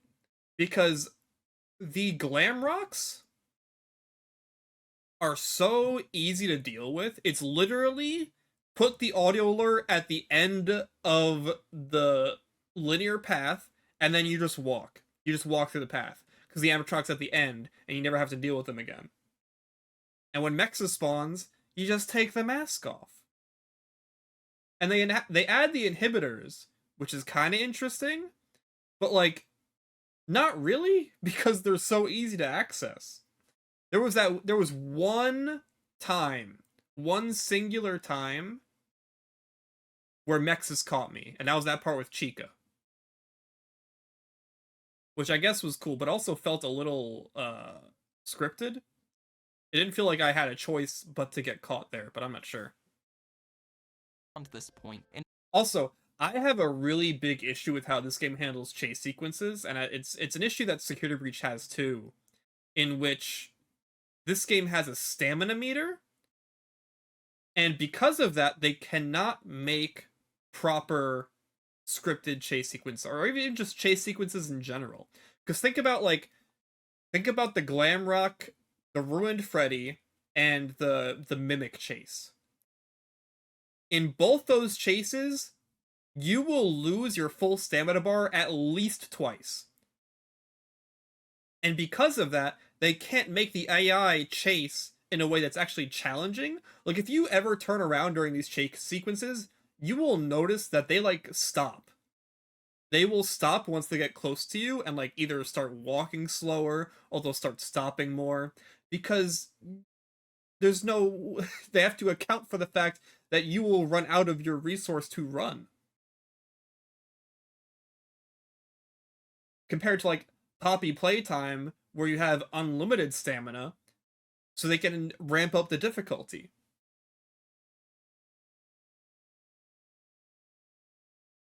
And also just, it makes chase sequences feel terrible. Like, it feels terrible to have to stop and slowly walk during a supposedly intense chase sequence. Like, that's not how adrenaline works. I don't know. It very literally repeats without much variety. In the last section I mentioned, you have 4 node puzzles. It's probably why the Monty AI during the Amnesia sequence is also long. Yeah, there's so many, like, checks in the game's AI to make sure that the game isn't too hard. Because mechanics don't allow for the game to be too hard. With these music men, and they're all beaten in the exact same way. I think also, I really, really hate how often the game will take control away from you. That's something that Poppy Playtime, even though I don't really like that game, that's something the game does really well, where you are always in control of your character. Even during, like, cutscene moments, you are always in control. I think about that part in Ruin, where Freddy busts down the wall, and there's, like, the inhibitor in front of you. That whole cutscene is, like, 5 seconds long, and you have so much time to prepare for what's about to happen. And then once you finally get control again, all you have to do is run for 3 seconds and hit the inhibitor and put the mask on. That would have been so much more intense if, like, it all happened in real time.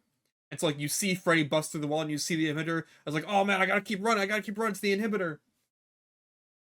Instead of this moment where, like, you're stopped in place and you have to stare at Freddy, and just it ruins the tension.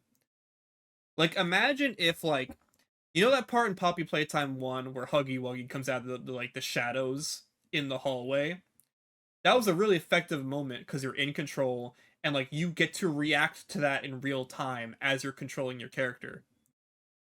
Compare that to, like, the moment in Security Breach where Monty busts down the gate at the start. You know? Like, the game stops you, it goes cutscene mode, turns around, shows Monty busting down the gate, and then turns your character back around to the proper position where you can run away. All the tension is sucked out of the gameplay. It sucks. Wool should have gone a bit further with what they had, especially at the end. They could have added Freddy here, who has a path but isn't affected by the lures, and put a bear endo or two in the final sections instead of, 10 right at the beginning. I'm still not over that. In other words, instead of checking the states of just 2 unique animatronics and doing your main task if they are distracted, I think over the course of the game, they should add in or swap out around, let's say, 4 animatronics.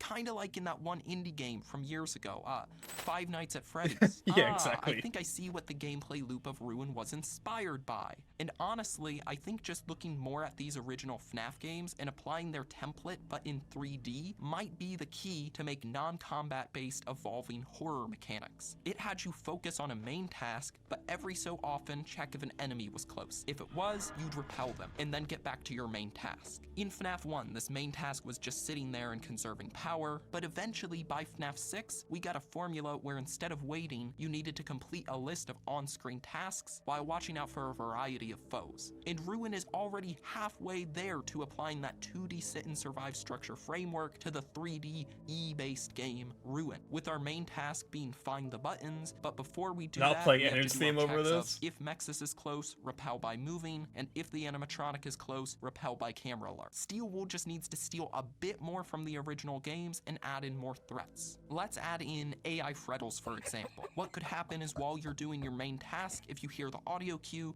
you have to immediately stop, look for the Freddle, and press E to send him away. Or maybe there's a music box in the sky that you have to look up at and press E to wind up, but looking up won't let you see a bear endo coming at you. Hello there. Those are kind of interesting ideas, actually. And dropping out different checks and threats could add a lot more variety and challenge to a gameplay loop that only involves looking around and pressing E. In fact, I am 100% confident that this would make Ruin a better game, and I believe other mascot horror games can copy this structure, because there's already another game which is built on this E-based with threats format. While Ruin was being developed, you might have heard of the phenomenal the glitched free attraction? fan game, The Glitched Attraction. I gotta play this. Everyone says this is really good.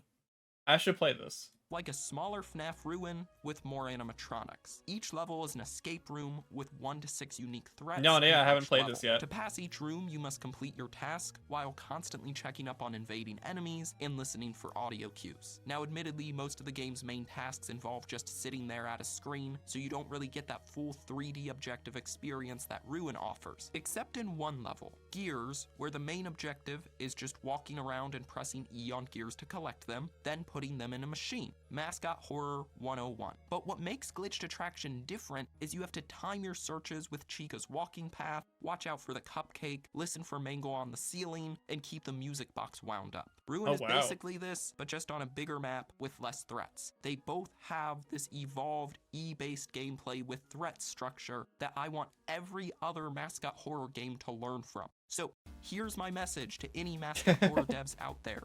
Please. Alright. He was a little insane at the beginning, but it wrapped back around to being a good video. Take these 2 pieces from Ruin and Glitched Attraction to make your game's E sections not lifeless and miserable. That's a W. I want That's a W. Markiplier to have his soul. First, if you're having the player search for objects and pressing E, put a timer on that action. Heck, even Polymar's sussy Schoolground was smart enough to put collecting the objects on a timer. So please, for the love of any dignity this genre may have left, be better than sussy Schoolgrounds. Secondly, have checks the player has to do or time correctly in the background of the main task. Like if the player hears an audio cue while searching for gears, they have to hide in a locker or the monster will get them. If you know me or my channel, you know I've been gone for years. Yes, because I've been working on Games for Non-Gamers, a channel where I'm going to try to teach your parents how to play FNAF Ruin, by the way, but also because the mascot horror genre has been so devoid of interesting gameplay ideas, I haven't had anything to comment on for years. But Ruin shows that we can put gameplay depth into this genre. I think these 2 rules are a great starting point for making a non-combat horror game with depth, but above following any specific rules, I believe developers just need to keep experimenting. When original FNAF developers... This is something that I mentioned at the end of my Ruin playthrough, is like... Ruin actually made me compliment Security Breach, which is fucked up. Where it's like... Security Breach is more polished and more like well thought out and well structured. Not well thought out, but well structured. But I think it lacked in like the fun gameplay systems and variety that Security Breach had. Like Security Breach was not well made. It was very buggy. I think there was a little bit of honestly some fucking interference from higher ups in order to make the game worse for some reason. I think they definitely scaled back their difficulty. I think this game was meant to be a lot more difficult than it initially was. But like you could see that they were definitely going for it. Like there was a fucking laser tag minigame. There was fucking, they were planning go-karts. They were planning all this shit. Like there was gonna be so much stuff in Security Breach, man. And that was cool. Rules, I believe developers just need to keep experimenting. When original FNAF developer Scott Cawthon practically created the new sit and survive genre, he kept on experimenting with the core loop of his games till he found the perfect formula. And I think we're seeing the same journey with the next bearers of the torch, Steelwool Studios. I believe that just like Scott before them, with enough time and creativity, Steelwool can perfect this new. Honestly, I hope Steelwool watches this video, because I think at the end of this video he brings up some pretty good ideas. Based with threats, non-combat horror genre. I'm looking forward to seeing the next chapter in their journey, because with Just Ruin, they've inspired me to make content again after years. Anyway, click here if you want to watch my video about Scott Cawthon making the perfect FNAF. Oh yeah, we can watch loop. that. And as Yeah, we always, can watch that thanks too. for watching. I'll catch you on the flip side. The Tetrabit Ruin video. Is that the Rabbids? Wait, what was that? Hello, everybody. My name is. Oh wait. There was a Rabbids video. Is it still gonna be here?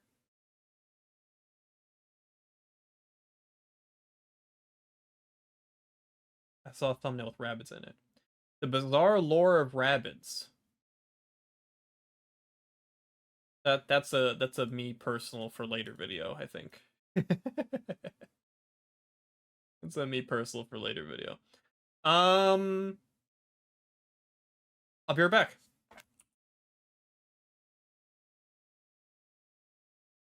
We'll watch the Tetrabit video.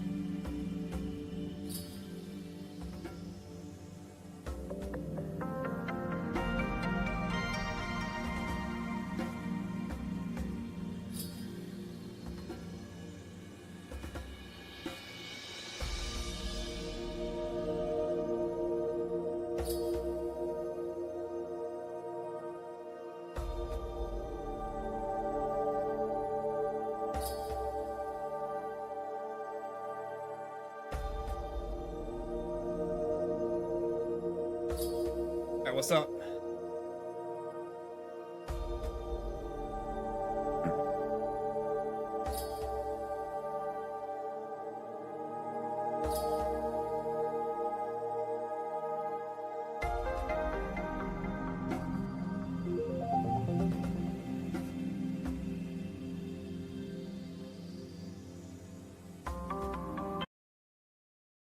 Watch this damn video. Chowder. Oh, it's spooky. Guys, and welcome back to another Lost Bits Hi, video Tetrabit. right here on Tetrabit Gaming, the series where we explore the unused, altered, and unseen content. Yo, in balloons! gaming. And we are back with another Five Nights at Freddy's Ruin video, as Security Breach just continues to be the gift that keeps... Dude, it's crazy how much, like, Ruin spawned more FNAF tubers. Like, Tetrabit isn't a FNAF tuber, but it's surprising how much FNAF stuff he does now. And, Backseat, oh my god, Backseat is, like, FNAF YouTuber adjacent at this point. He did so much fucking FNAF stuff. on giving in terms of unused content. If you haven't seen my first video, I covered some unused animations, a whole bunch of unused maps left over in the game, and more, so definitely check it out if you're interested. And with all that said, grab your Minecraft creeper blocks and slap the like button. It's time to find some more FNAF Ruin Lost Bit. Hell yeah. Alright, so to kick things off for this video, there are a few unused graphics left over that I want to go over. The first of these are some unused graphics relating to the Vanny mask that's seen in the game. Oh, really? For starters, we have what looks to be an early placeholder graphic for the areas in the game where the player is blocked from using the mask. And then there's also a pair of seemingly identical graphics that also appear to be early UI graphics for when you can take the mask on and off. Got it. Then furthermore, there are also various graphics meant for helpy pairing the mask for when you first get it that go unused. It looks like this sequence would have had sections of the brain being used as a progress meter until finally the brain and ring would turn yellow, indicating that the neural pairing process was a success. And finally, left over unused in the game is a large poster of the artwork shown off when the game was first announced. It's believed that this was intended to have been showcased on the game's main menu to promote the expansion. Maybe? Now moving on to some audio stuff. I don't know about First that. are a few files that, while aren't unused, you can't really hear them in full clearly, so I wanted to show them off here. And these are actually all used in that one loopy AR tube slide transition thing between Bonnie Bull and Phaser Blast. So for starters, while going through the this fucking portal, Fazbear you can birthday? faintly hear either Roxy or Freddy singing a happy birthday song, but since Cassie is looping around, parts of it get cut off. So if you were wondering what these sound like in full for both animatronics, here you go. Happy Fazbear birthday, pizza, games, and cakes. Open all your presents and Oh, my jam. Woo! You are 1 year older on your special day. Yeah. When this song is over, Woo! you'll be on your way. Ah. Happy Fazbear birthday, pizza, games, and cakes. Open all your presents until your tummy aches. That's what I'm saying. You are 1 year older on your special day, and when this song is over, you'll be on your way. Now, in the Hey! game, both of these echoey versions can be heard, but in the files, there's also unused, cleaner versions of both without most of the audio effects. Happy Fazbear birthday. Okay. Our song that's of the singing. We get it, we get it. And then for Freddy's version, it actually removes the hey at the end of the singing, and also includes some har har hars to the tune of the Toreador song that's heard in FNAF 1 as a secret little intro, I guess. To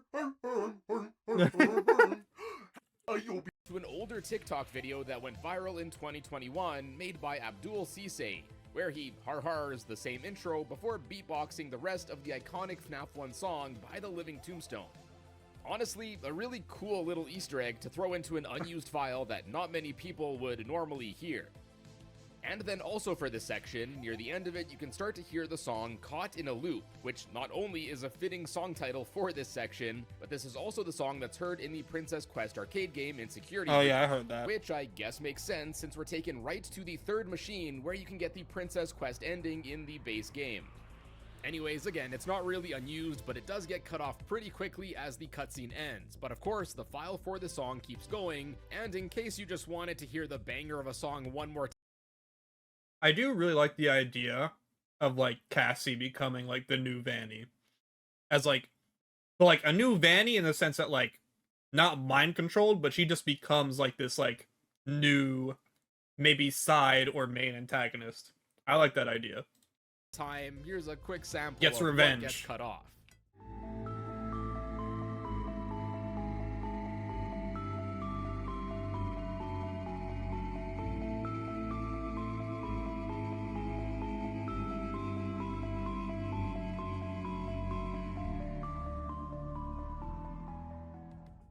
Then, related to Roxy and Freddy singing the happy birthday song, there's also an audio file for each of them giving a 10-minute warning to, I guess, vacate a party room or something, as the next party needs to be set up. This is your 10-minute warning. The next party needs to set up. This is your 10-minute warning. The next party needs to set up. Then next, we have an unused voice line for everyone's favorite storyteller, Candy Cadet. This unused line reveals that the story Candy Cadet tells you near the end of the game may have just been slightly different. Let's have a listen to it, as well as how this section ended up being heard in the final game. Now I will tell you a story about a mother and her little boy who lived alone in a cabin in the dark woods. There was a monster in the woods, but the mother caught it and kept it locked in the basement. Okay. About a little boy who lived near the dark woods. He was told never to go into the woods because there were wild animals. Now, as you What heard, the hell? although the premise was similar, it looks like originally wild animals were going to be the danger in the woods instead of a monster. Then next, probably one of the most important unused voice clips comes from Gregory, and it reveals that the betrayal ending of the game If you might were have 10, been you saw quite 3D different. Candy Cadet, it would have changed my life. It's not your fault. I know you did it for me. To save me. But make sure it doesn't follow you. Gregory saying, make sure it doesn't follow you, instead of apologizing to shit. Cassie as he tries to seal her It's face, Grimmick. implies that originally Cassie was meant to sneak away from the Mimic instead of seemingly facing her demise. And this actually lines up with one of the early maps for the ending sequence that we saw in my last video, where it appears that the plan was originally for Cassie to escape via another vent instead of making it to the ending elevator, as was chosen to be the final ending. Then, related to Gregory, or should I say Grimmick pretending to be Gregory, there are several short clips of him egging on Cassie to come help and rescue him. Here's a few of those. Shut it all down. If you can hear me, turn off all the security. Open the door. Keep going. You're almost there. What you're doing is right. Don't let anything stop you. What you're Please doing help is me. right. It's been so long. And what's extra interesting is that these are some of the few audio clips which don't even have any subtitles associated with them. Then there are also quite a few unused lines for Cassie, which appear to be alternate takes of lines that are used in the game. I can't remove the mask. It's stuck to my head. Gregory? I'm in the raceway. Are you okay? The floor is all slippy. I don't get it. Why would Gregory tell me to come to the Pizzaplex and then not be here? My vertigo. What? The last one there is believed My to have been meant vertigo. for the section in the Cupcake Salon where Cassie gets yeeted off the conveyor belt, as the next line in the game's code, right after this one, is the one of her mentioning the battery acid on the floor in the room. Then next, there appears to be an unused line of Cassie mentioning that Roxy was her favorite animatronic at the Pizzaplex. You're always my favorite. Now this line is found between the first time seeing Roxy at the salon and when she grabs you and kindly requests for her eyes to be returned, so it looks like it was meant to be used somewhere in between those two segments. And right after this is another audio clip from Cassie that appears to have went unused. No way. I guess shit. this might have played Something after epic Roxy must have lets you happened. go, but it also sounds very similar to the start of a line heard much earlier in the game when Cassie gets sent to Superstar Daycare. No way. I walked through a big screen and now I'm in Superstar Daycare? Then lastly, for the audio stuff here, there are actually 2 tracks from the game's soundtrack that never ended up getting used. The first of these is titled Are You There? And it has a whole adventurous space vibe to it, which makes me speculate that it might have been intended to be used in the Phaser Blast section of this game.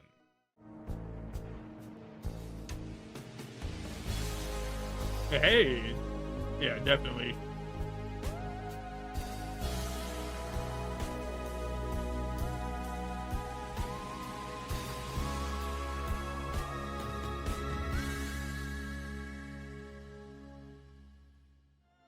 Then secondly, there's a track simply titled I Remember.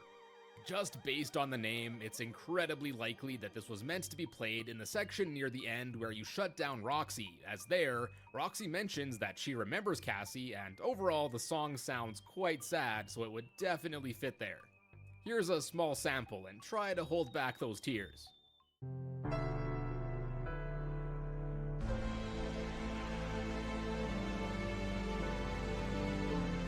It's too epic. This is too epic and sad. This is like a sacrifice song.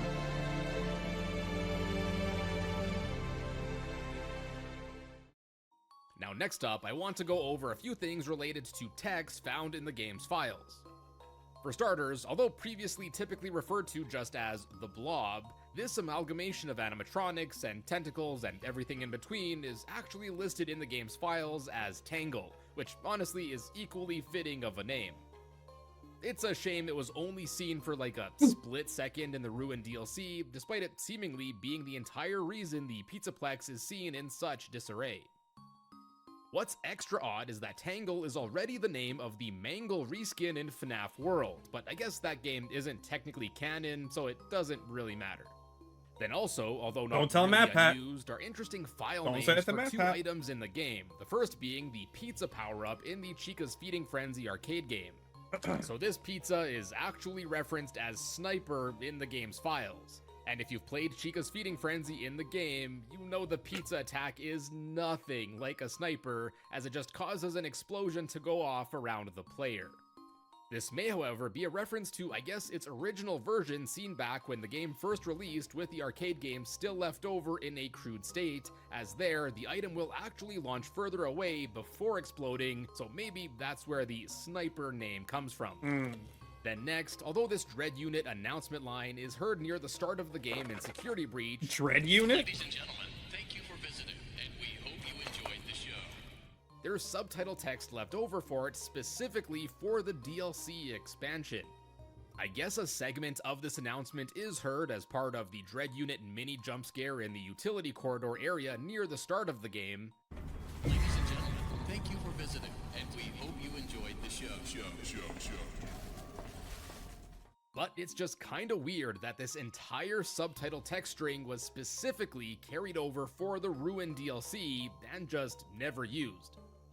Now next are a few unused lines from Helpy, who in some file names is actually spelled normally with a Y at the end instead of an I as is seen in the game, which I thought was kind of interesting.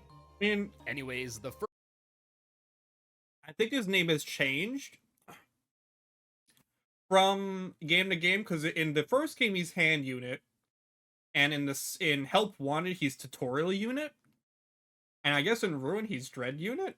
I guess he's like Springtrap. His name changes every fucking time. First of these lines mentions using ginger to treat motion sickness, and this could be related to the scrapped Cassie line of mentioning her vertigo we went over earlier. Or it could also be for when Cassie takes the first warp door above Gator Golf, as there she also mentions that she feels like throwing up.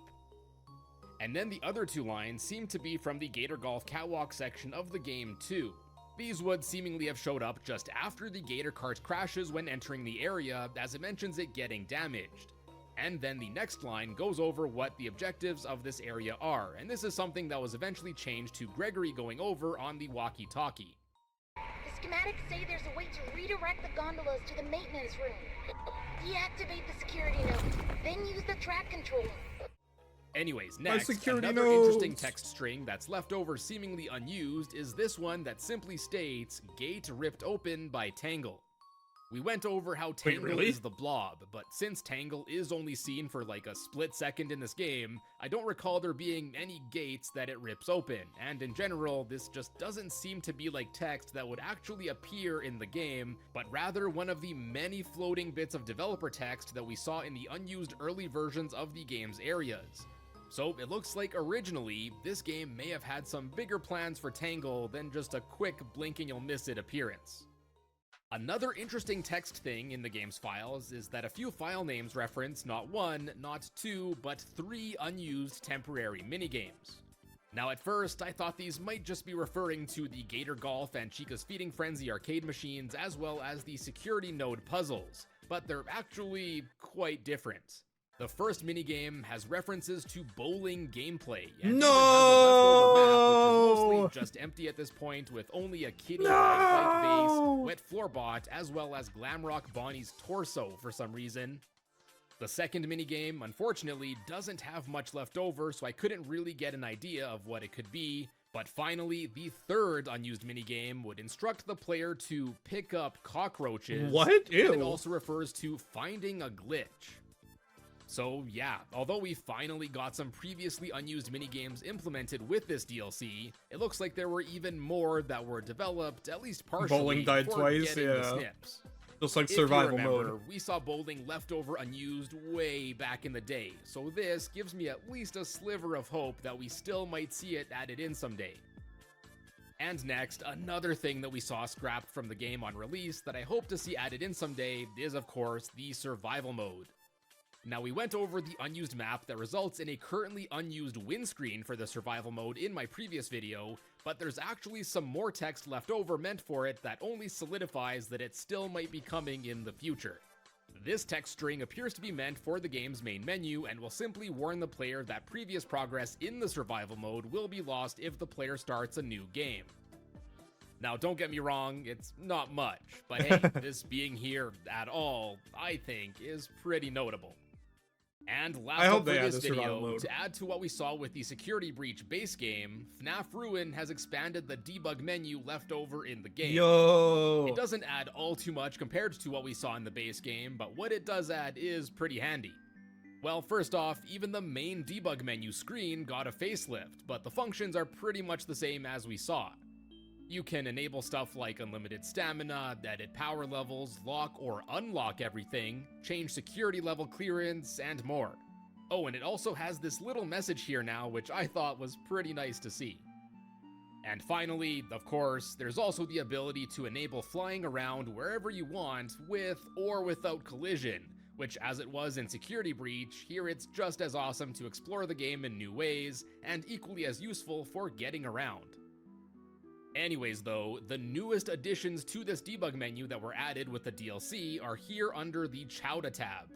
And for those that don't know, Chowda was basically an early working title codename for Ruin that was discovered not long after Security Breach's original release.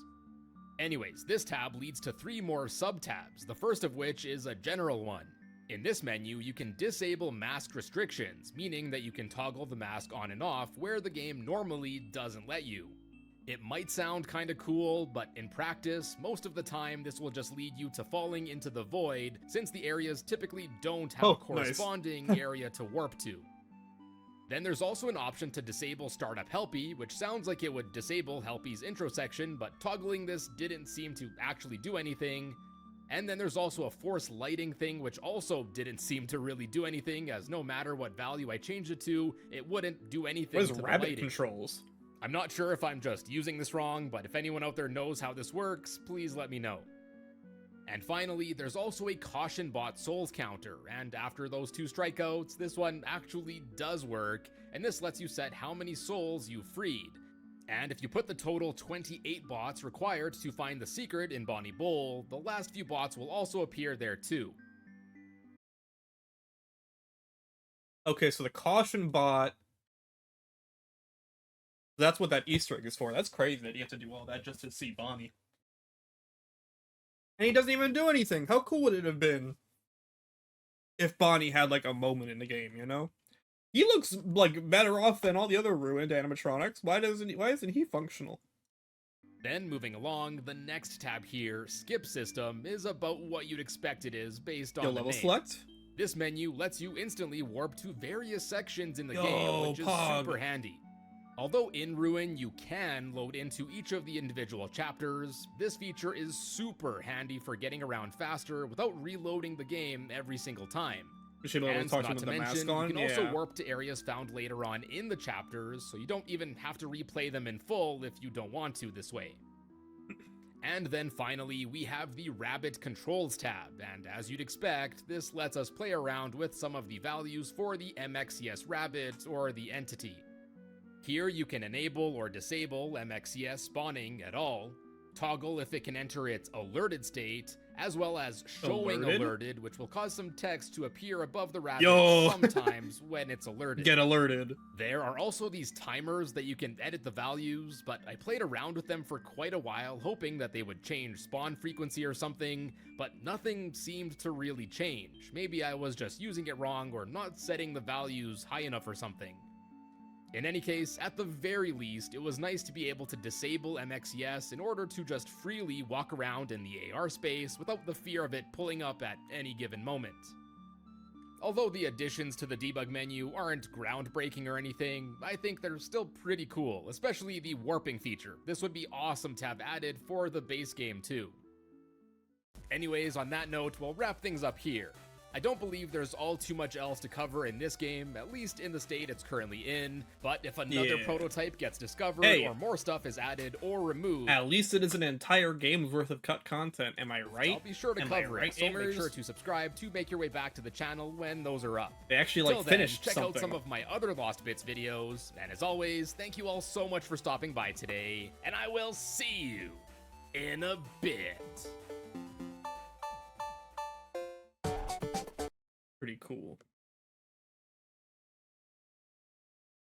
Overwatch 2 is the worst reviewed game on Steam. We all saw that shit coming. We all saw that shit coming. A mile away. How's Melee doing? Winners semis. Cody is saying it's a jump check. If you're gonna get hit by this running shine and not DI down, slide off, snap to ledge, then you're gonna get put in an edge guard situation. There's no way. Yeah, I do wish there was more that happened with Bonnie, especially after like the story thing with Monty and everything. It would have been cool if Bonnie had like a moment instead of just being an Easter egg. He didn't check it. He didn't check it. That's Falco break for you. That's because they don't grab. They don't grab. They don't grab. But you know who is grabbing? Cody Schwab. He didn't even have to be an enemy, just like being able to like speak with him or something. That would have been cute. Speaking of grab, and also about 2-0 leads. At least we know his design now, so all the modelers and artists can finally draw Canon Glamrock Bonnie. Up there to try to keep him up, but IBDW holding DI down to get to the ground. That's some high level stuff too. Strong defense there from IBDW, but manages to get the reversal trade. Double laser. It's good. Yeah. It's good when they're far. Yes. It's good when they're far. I love semi-clone matches. So crazy, like grounded. You know, not just like. Oh, okay. I always love these kind of matches in fighting games, like Ryu vs Ken, Fox vs Falco. Oh, I'm gonna react to the tech chase a bunch now. Whoa. Okay, almost. Wait. Never mind, he sucks. Huge. Put me up there. Some other situation I can't think of right now. Oh, shine out of shield. Oh my god, amazing DI there to the platform. Yeah, you really know. Fox vs Wolf. Your Falcos really want to get that second one to send you up, but again, Cody's DI is too good. Love that pressure. And it seems like Cody's kind of frustrated about that. Love seeing who's the better clone. Yeah, Mewtwo vs Mew, brother. Brother. Like AC drift back bear, you know, it's like, oh, no one wants to get hit by this. You're not gonna come into here. Cody's like, I'm gonna tank that to the face. It's gonna be weaker because I ran forward. I love holding forward, and I'm gonna up smash him instead. Shoutouts to Maelstrom, super good at that too. The whip punish on auto cancel, yeah. Shoutouts. But the spacing there from Mango. Oh! Really? Actually, that was such a narrow inlet that Mango had to thread to drop down without getting burned by the Fox, up B, Firefox charge, and so then he rises but still has the hitbox there to hit Cody on the left side. Like, that is really, really precise, to not get hit by one and still hit yours. A big combo, potentially? Oh, catching the shield drop, classic. That's the worst Mango wave dash I've ever seen. Yeah. That's awesome. Because it wasn't even that bad. Oh, wave dash forward shine. He heard you, Eric. He was like, I got hit. Oh. Mango aggressing pretty hard. Cody with the okay, doesn't hit the platform. Ooh, the power shield on down What was that? You guys think Melee will ever like not be played at like tournaments like this? Okay, it's really hard at this percent though. Is Melee just gonna live forever? I mean, it did have a lot less entrants than Ultimate. No, it's not. Like a lot at this tournament, but Cody shine stalled or something. Yeah, I feel like Could've been there was a mix-up there, but the crowd coming alive for Mango. Wow. Yeah, absolutely. So the thing about that situation also is when Fox is at high percent, I mean, Falco's laser F tilt, right? Laser F tilt is just really so difficult to contend with because of your insane range. I hope Melee stays, honestly. Story right now, crouching the up smash to walk forward. Nice shorten from Mango. Oh my god. They're both so good defensively. The Fair is actually sick.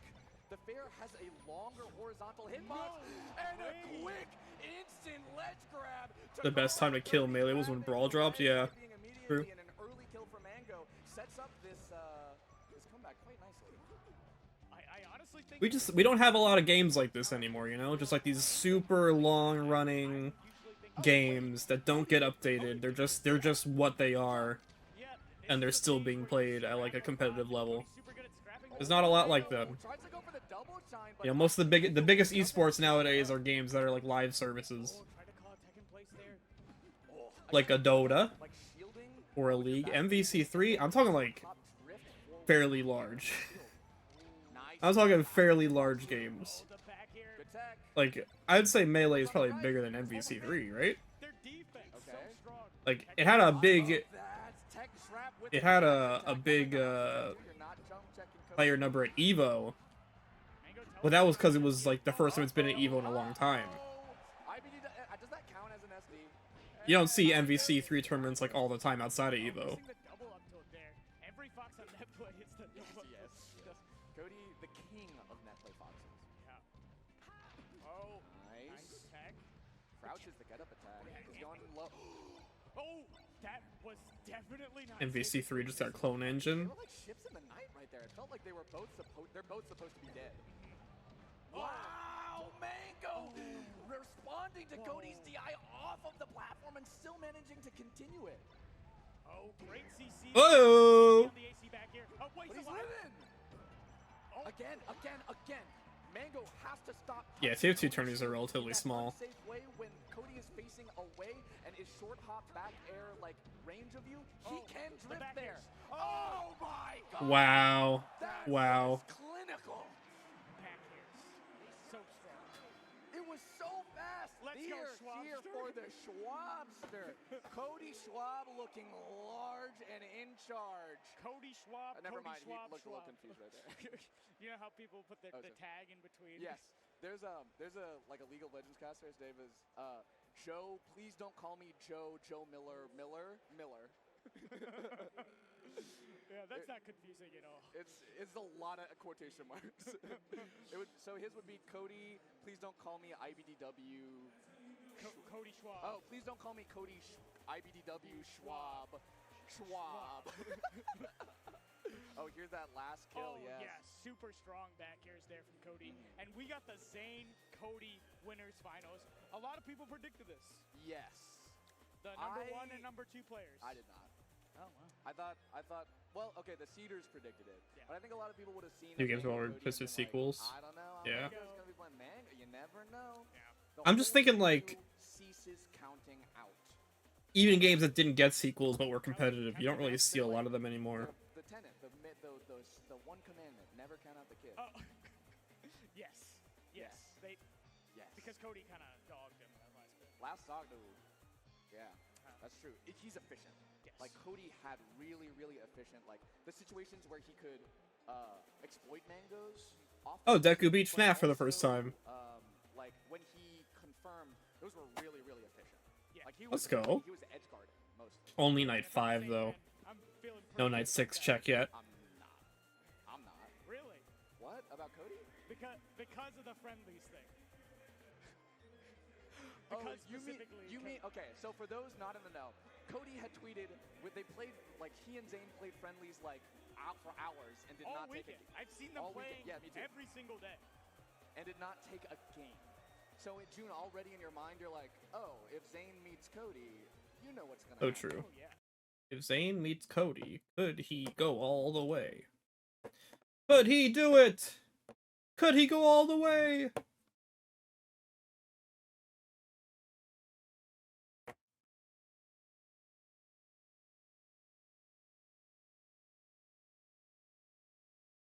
Will Five Nights at Freddy's ever join Dead by Daylight? Hey everyone, it's Schmuckles. In today's video, we're going to take a look at new information from the Five Nights at Freddy's franchise and try to determine if this license will ever actually join Dead There's the slot in November. by Daylight. Make sure to like this video and subscribe to this channel. If Tell you me wanna see about more it. Content like this. I'm also What live are right the now on sources? Twitch, What are the streaming clues? Alien Oh shit, he's PvP. live Link right for that in now. the description below. I was looking at the calendar and Chapter 34 will likely be released in August 2024. That's right around the time of Five Nights at Freddy's 10-year anniversary. Behavior would need to start developing that chapter right around this time if we want to see Chapter 34 as a Five Nights at Freddy's chapter. Obviously, it's still possible that Chapter 30 is a Five Nights at Freddy's chapter, but I'm gonna tweet this at the Behavior devs right now. Like this tweet if you want to see Five Nights at Freddy's come into Dead by Daylight as Chapter 34 to celebrate FNAF's 10-year anniversary. And of course, this is only if FNAF isn't Chapter 30. If you want to leave a like on this tweet, the link to the tweet is pinned in the comment section below. Huge. Make sure to take the info in this video with a grain of salt. We don't actually know if a FNAF chapter is ever coming to DBD. I like combining evidence, speculation, and commentary to explore the possibility of a FNAF DBD crossover. Recently, my Discord Clues, server we're looking was for buzzing clues. because some people Any were speculating clues? that Five Nights at Freddy's was Chapter 29, and then DBD News said this on their Discord server before the release of Chapter 29.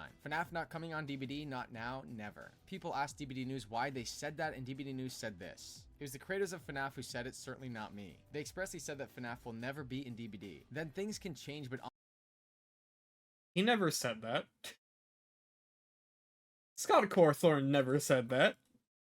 He said there will be no crossovers in 2020, right? Because he was busy. He didn't say it was never gonna happen. honestly, FNAF is not in the standard of horror icon of Dead by Daylight. Seeing a bear found in images which concerns a rift, moreover, absolutely does not mean that FNAF will be the new killer. I always enjoy talking about these things and confronting you and speculating, but I look at facts, and unless there are actual files or lines of code proving that fact, then there are only speculations. I agree here that potential teasers are not the same as leaks. For example, Dweet leaked the Tome 16 cutscenes right here. In this cutscene, Saku from the DBD lore and Maurice slay an ambush of animatronics. People were thinking that this Yo, FNAF! Freddy's. But I see what DBD News means here. Like, we've seen other characters in the Tome cutscenes that we thought were teasers before, and it turned out to lead us nowhere. This Tome cutscene features Saku Nakano, a Japanese swordswoman who's a DBD Tome character. And on the DBD fandom, it says that she's a part of the Oni's lore. Anyways, I was wondering when exactly the creators of FNAF expressly said that FNAF will never be in DBD. I don't know if they've ever said that publicly. This is the closest thing I could find to that. They took everything. Screw the tax. They took everything from me. Man. Thank you, Venom. Oh yeah, I know about Springtrap, about Dead by Daylight. I'll post a tweet or something tonight, and I'll ask you guys to retweet it or something, just so they know that you want it to happen. Because I'm not. This isn't bragging rights or anything, but I'm verified, so they'll see it if it goes if it starts trending. I remember Scott saying that he didn't want to do any collabs with Dead by Daylight a while ago, I think, but that was like 5 years ago, or however long ago. Yeah, no, he specifically said he didn't want to do any collabs this year because he was too busy with Security Breach. I think his mind's changed. He didn't say now never. He's open to collabs. I think he would allow Springtrap to be in Dead by Daylight. So this clip here is from July 3rd, 2020, so 3 years ago. Dako said in the clip that Scott didn't want to do any collabs with Dead by Daylight 5 years ago. So this information is about 8 years old now. Since then, Scott has collabed with Steel Wool Studios on FNAF Security Breach and Blumhouse with the new movie, so That's not a collab. That's not a collab in the sense of, like, Dead by Daylight. That is a collab, but it's not like, you know, putting in your characters in a game that isn't your game, you know? things can definitely change over a long period of time. As of right now, there are no leaks or confirmation of a FNAF chapter in DBD, but I saw some interesting things on Twitter that I wanted to share. On Twitter, a horror news influencer posted this: the 10th anniversary of Five Nights at Freddy's in August 2024. Yo, Johnny Block's going up in the world. A horror news influencer. Sheesh. 2024 will be supported with marketing initiatives from licensing agent Striker Entertainment and Steelwool Studios, according to a recent issue of Scholastic's Trade Parade. I was like, where exactly did this information come from? What exactly could marketing initiatives mean? I did some research and I found that people on the internet were saying that Scholastic's recent Trade Parade issue features a new look at Volume 3 of the Fazbear Fright graphic novel. The trade issues also mentions that August 2024 is the 10th anniversary of Five Nights at Freddy's and will be supported with marketing initiatives.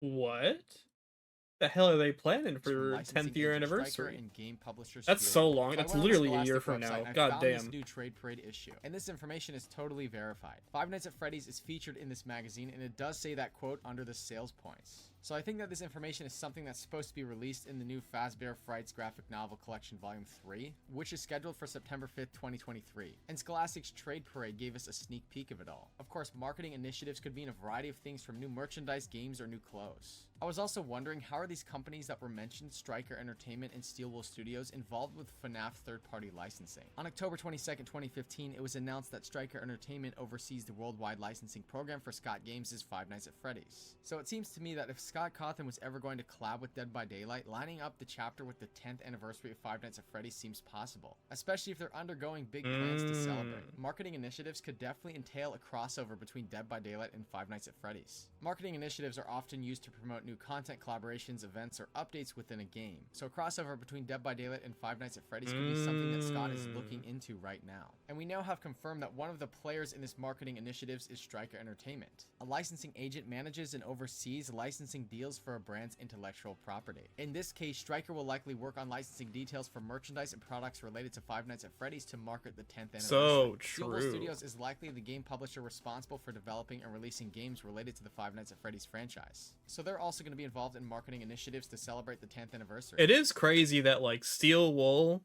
was part of a big initiative of like other companies finally getting able to take a crack at making Five Nights at Freddy's game. And you know, we got Help Wanted and FNAF AR and a AAA game that kind of fell through. But like they were like one piece in a much bigger picture. And now we're in this situation where it's like they are just the FNAF team. You know? Like we probably aren't going to see a Five Nights at Freddy's game released anytime soon, not made by Steelwool. That's crazy. Especially because like that completely changes the identity of their company, you know? Their company's very weird. They take on like a lot of like licensed games and stuff. Like they did like a Warhammer game once. They did a Hello Neighbor game. But it does seem like Five Nights at Freddy's is like their new like this is our thing. That's very crazy. I wonder how they feel about that. I hope they're happy about it. They did hire they did hire a bunch of fans, like Five Nights at Freddy's like community members. So yeah, I think they're probably fine with it. I bet all those fans are probably like ecstatic. Yeah, they made a Hello Neighbor VR game.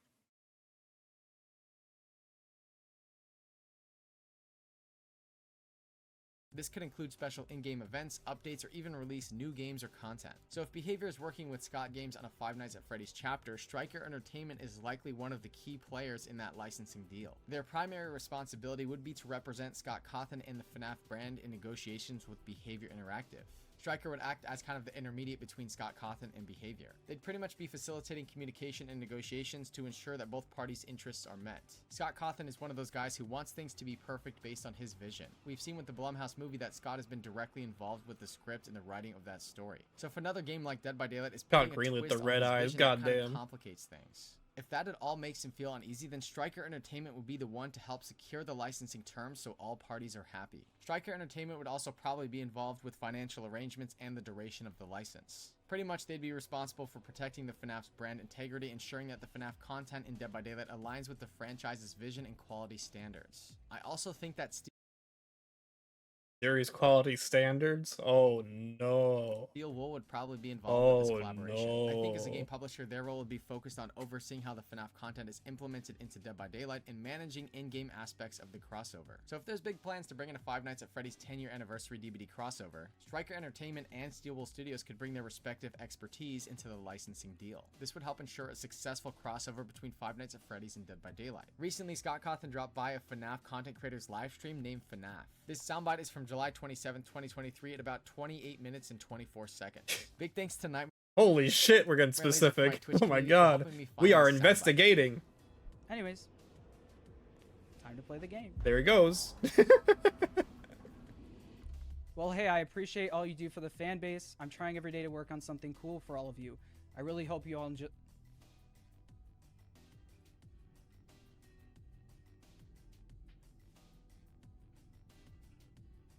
What's well, wrong? hey, I appreciate all you do for the fan base. I'm trying every day. Thank you, Scott.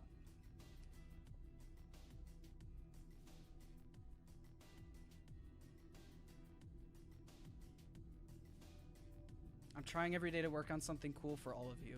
Thank you. I really hope you all enjoyed the movie too. I hope I do too. I mean, I will. Thank you so I will much. consume that movie. You're Yes. gonna make me cry. I have a Obviously, Vanny a really plushie on my emotional moment bed. from FNAF actually I can't say seeing anything. I have a Scott fucking Cawthon Fredbear in the plushie on my bed. Anyways, that was crazy. Scott Cawthon in my chat. To be clear, this is exactly what Scott typed. Well, hey, I appreciate all you do for the fan base. I'm trying every day to work on something cool for all of you. I really hope you all enjoy the movie too. So Scott's talking about something that's cool for everyone and that isn't related to the Five Nights at Freddy's movie. It made me wonder if a Dead by Daylight chapter could at all be happening right now behind the scenes. Again, this could definitely be related to other things like FNAF merchandising or even a brand new game. Realistically, there's a Wait, what? In the midst of the drama and controversies, let us have a positive outlook on the future of FNAF from the official fanverse. Why the fuck is Junior's here? What? Jolly 4? That's not fanverse? That's not even copyright protected. That's Jolly Bees. Scott can't put that in the fanverse.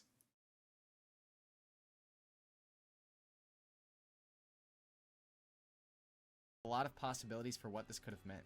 I just thought it was interesting because right now is the time window where Scott Cawthon and Behavior Interactive would be working together to license a Five Nights at Freddy's chapter if it was chapter 34. And that would be right around the time of the FNAF. No, yeah, 10-year definitely anniversary. was. So therefore, but also, like, why was Juniors and Jolly 4 there? They're not part of the fanverse. That's on our radar going forward with theories. Let me know what you think about all of this in the comment section below. Make sure to like this video and subscribe. Also, to is the channel if you Juniors wanna 2 follow this happening? situation. I thought And again, that I'm live on team Twitch right now, completely dissolved after the fucking the pair. streaming Dead by Daylight and then Five Nights at Freddy's 4. Link for my Oh, it's the Twitch. end of the video, okay. Yeah, I thought the Juniors team completely disbanded.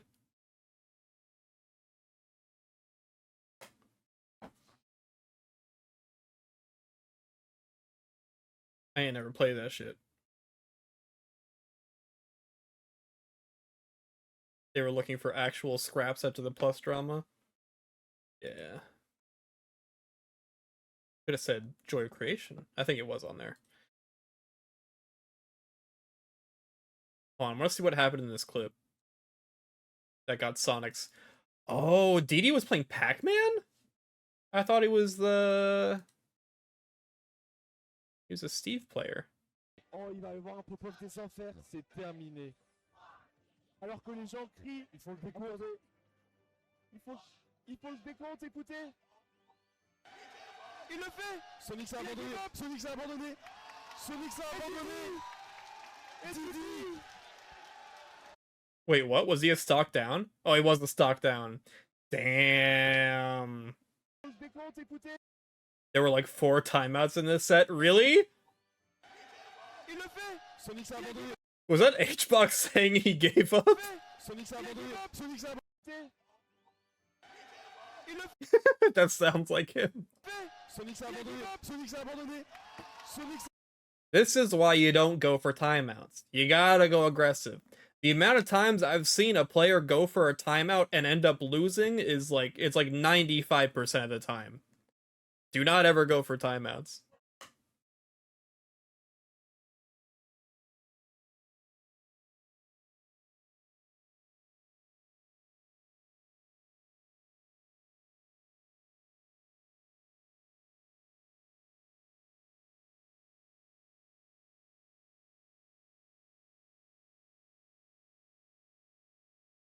Yeah, unfortunate.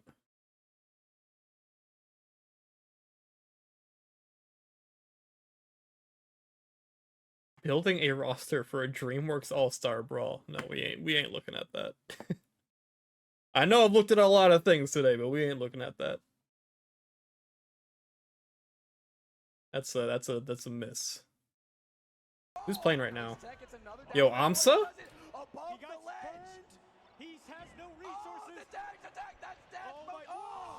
Oh no, he's in losers.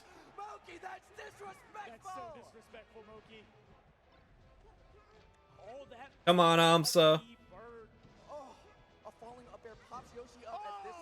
I love this FD. This FD is amazing. Oh my god! Oh, it's over. Yeah, he double jumped. It's over. Bye, AMSA.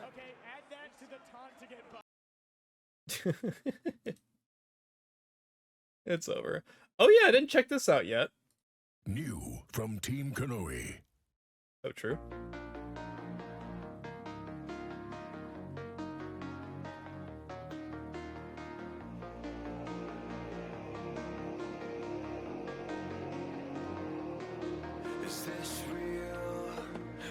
Is this copyright?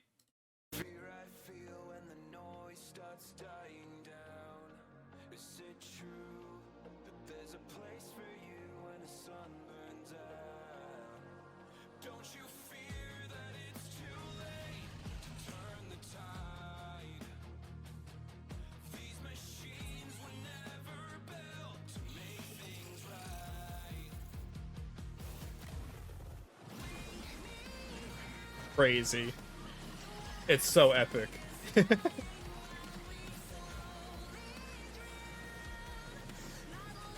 Shazam recognized it, so probably. Uh-oh.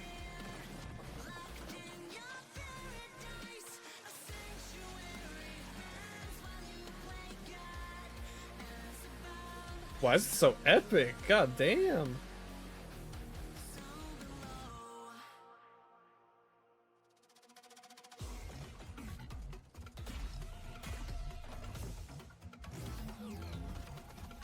Wait, this looks kind of crazy. Is this demo out now? It says it's a demo trailer.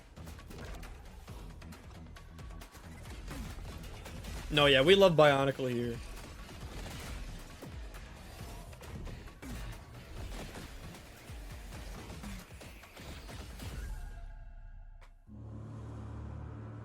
Bionicle, masks of power. Yo, put Bionicle in Fortnite.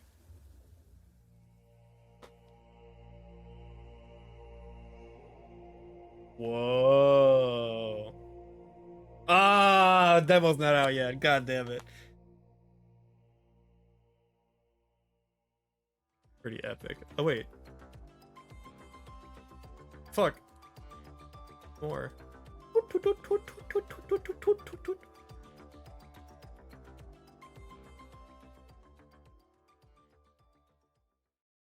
That's unfortunate. That's pretty epic, though. Pretty epic, right? Why does this shit look like a Nakey Jakey thumbnail?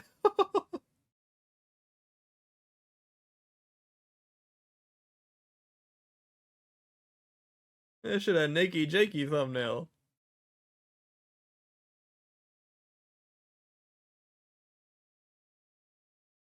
I'm not watching that.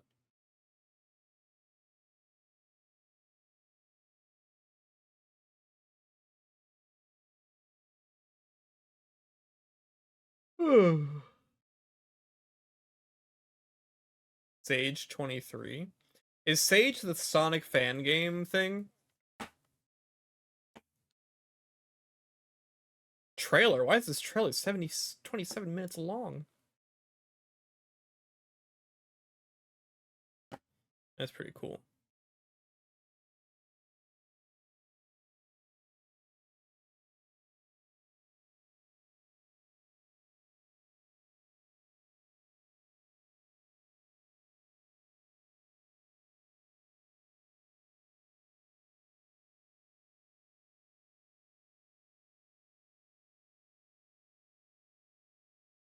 saw IGN made a video about how good Baldur's Gate 3 is, and basically calling out every other AAA dev.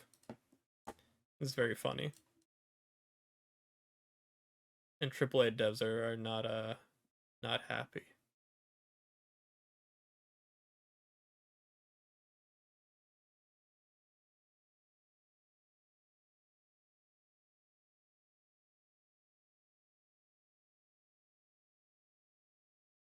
It's crazy that now, like, it's really up in the air of what's gonna be Game of the Year, dude.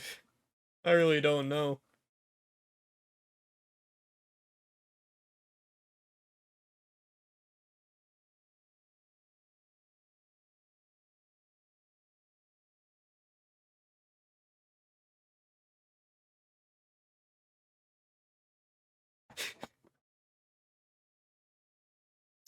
Sorry.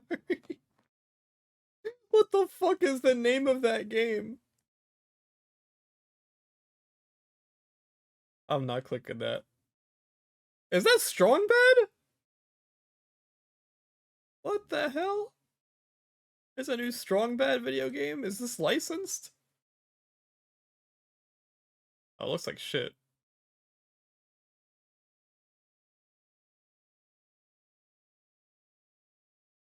Didn't help that Nintendo patented literal physics during the Baldur's Gate 3 hype.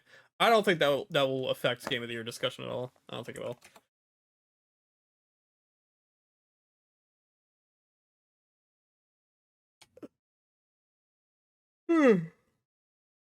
Not even a little bit.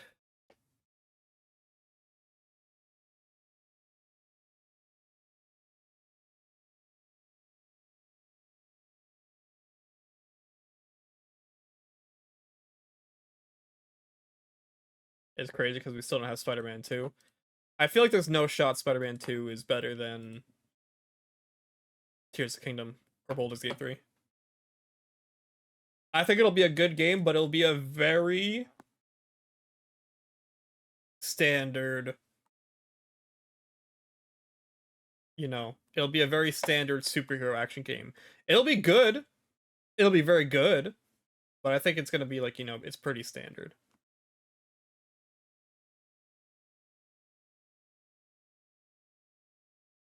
You think FF16 gets nominated? Yeah. What are how many nominees do they usually do again? Game Awards.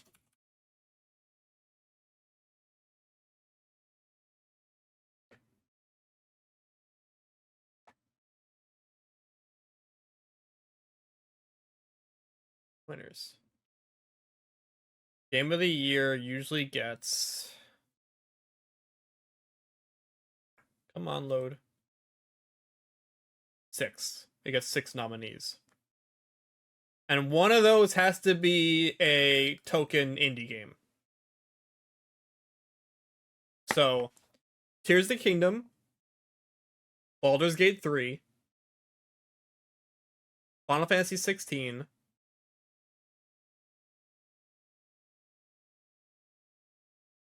Street Fighter 6, Spider-Man 2,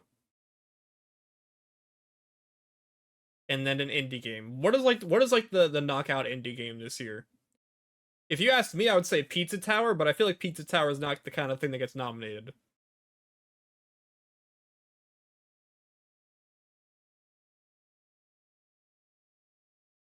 Pizza Tower as of right now. Street Fighter 6 just for the standard potentially set. Yeah. Street Fighter 6 is very good, even if its skins are overpriced shit.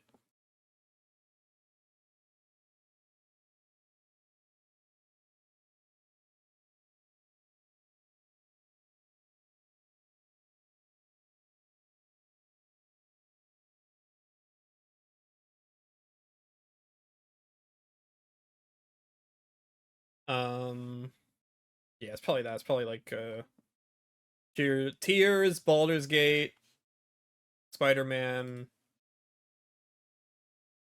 Final Fantasy 16. Hey, baby Pizza Tower. God, could you imagine fucking...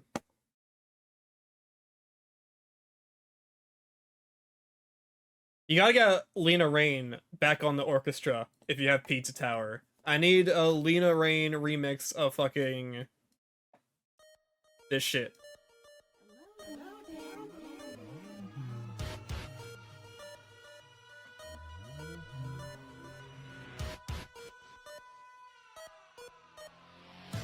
What about Armored Core? Maybe Armored Core. Armored Core could knock out Street Fighter 6.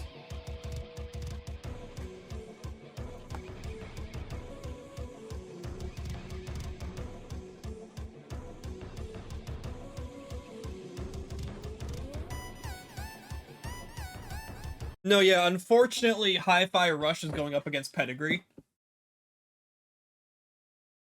You know, like, if it's Hi-Fi Rush or Final Fantasy 16, Final Fantasy 16 wins every time. Even if Hi-Fi Rush might be a more well-designed action game, it's Final Fantasy. It has the pedigree. And it's also a good game. Supposedly. I haven't played it, but I watched some of it. Come on, it's got Clive Redfield. Come on.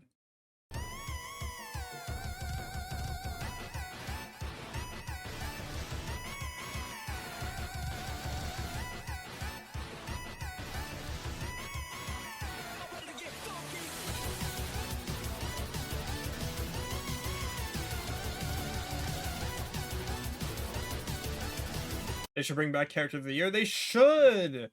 That was the funniest category. And like everyone making like little animations of their characters accepting the reward or the award. Also, Wheatley got fucking not snubbed, but he should have won that year. I forget who won. I think it was fucking Nathan Drake. Sucked.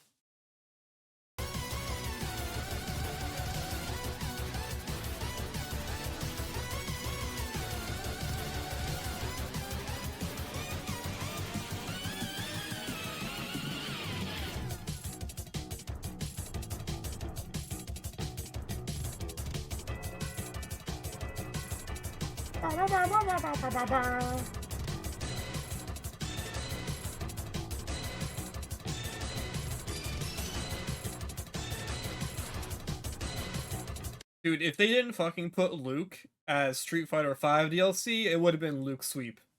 100%.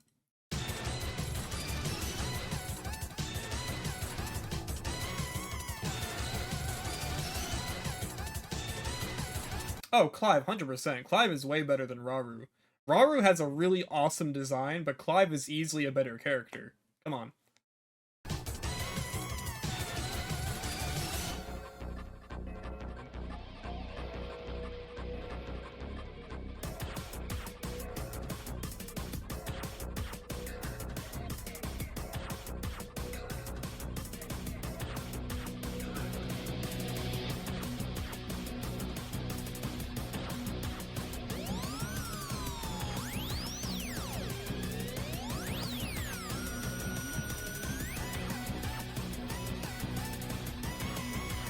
Oh yeah, play Pizza Tower, dude. Pizza Tower's amazing.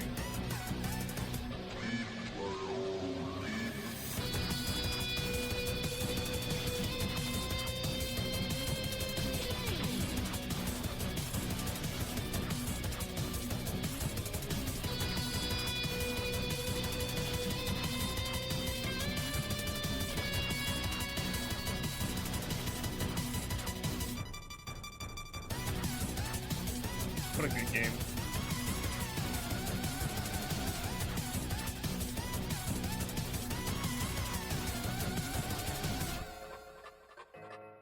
What the fuck? Mango's playing Marth?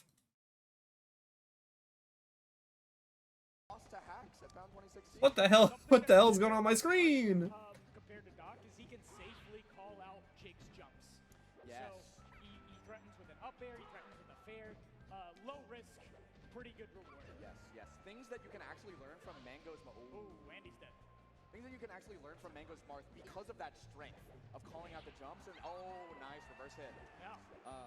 I've never seen this happen in my life. That, about Marth. Is this something that he does now against HBox specifically?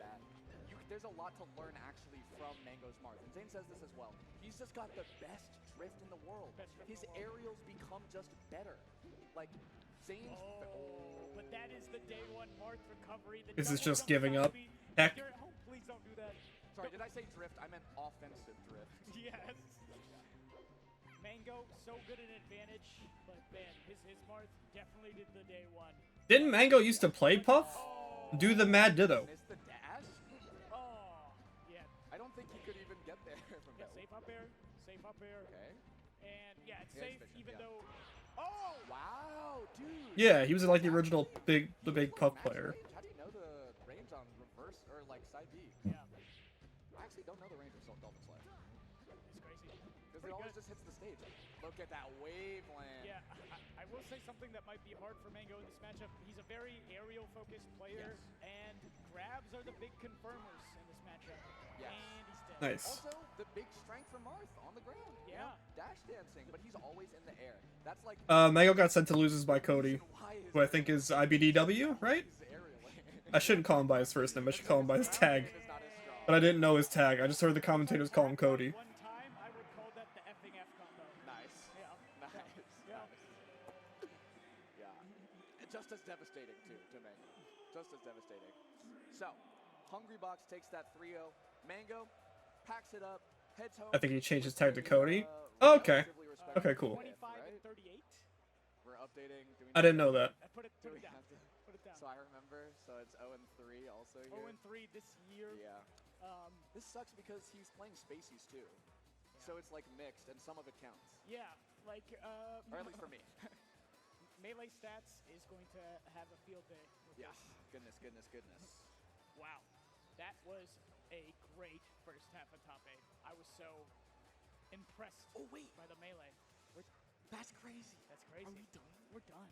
Oh my god. That was the entire first half of top 8. I feel like we just got here. So many of the sets have been electrifying, and the people in the crowd have been loving it. Yeah, shout outs to you guys again. You've made it so entertaining. Shout outs to the crowd, dude. Yeah. Shout outs to the crowd. Alright, you know what? I might actually stop streaming here, just because I want to watch all of Ultimate Top 8, and I still need to do stuff before that happens. So, I might actually tap out now, because I want to watch Ultimate Top 8. You know, go do some stuff real quick that I need to get done today. And chill out and watch Ultimate Top 8 for the rest of the night. Thanks for hanging out today. Yeah, I had fun. React streams are very chill. We just get to talk, and you guys get to watch videos, and I get to watch videos. It's, these are fun streams. That's awesome. Yeah, we did it. And you guys are going to be accompanied by... soon, I think the upcoming game schedule is probably like, I want to hit up Miles Morales. It's going to be super exciting. And another secret game that I've yet to mention, but that will happen someday. I think we just want to thank everyone who makes this possible. And then, you know, more reacting, more chilling, more vibing, maybe some tier maker. In our hometown, how far I need some new stream ideas. 10 minutes. I also drove 15 minutes. Well, we'll get through it. We'll get through it. This is I had my birthday at where that. Is anyone live? Is the Hugo Nation live? This is our heart and soul right here. So we're so. No one's live. One of the biggest Smash events in the world is here, that you're watching, that the folks here are attending, and that the competitors... The secret game is Garden of Banban series.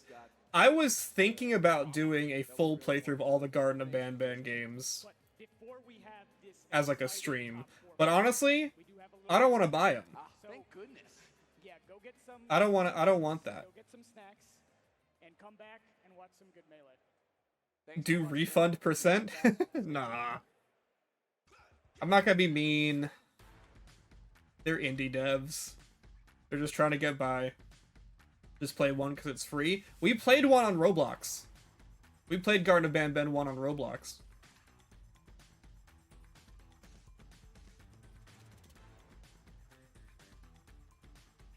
So, done that. Anyway, no one else is live, so I'm gonna go. But did you really play it? Of course. Now go.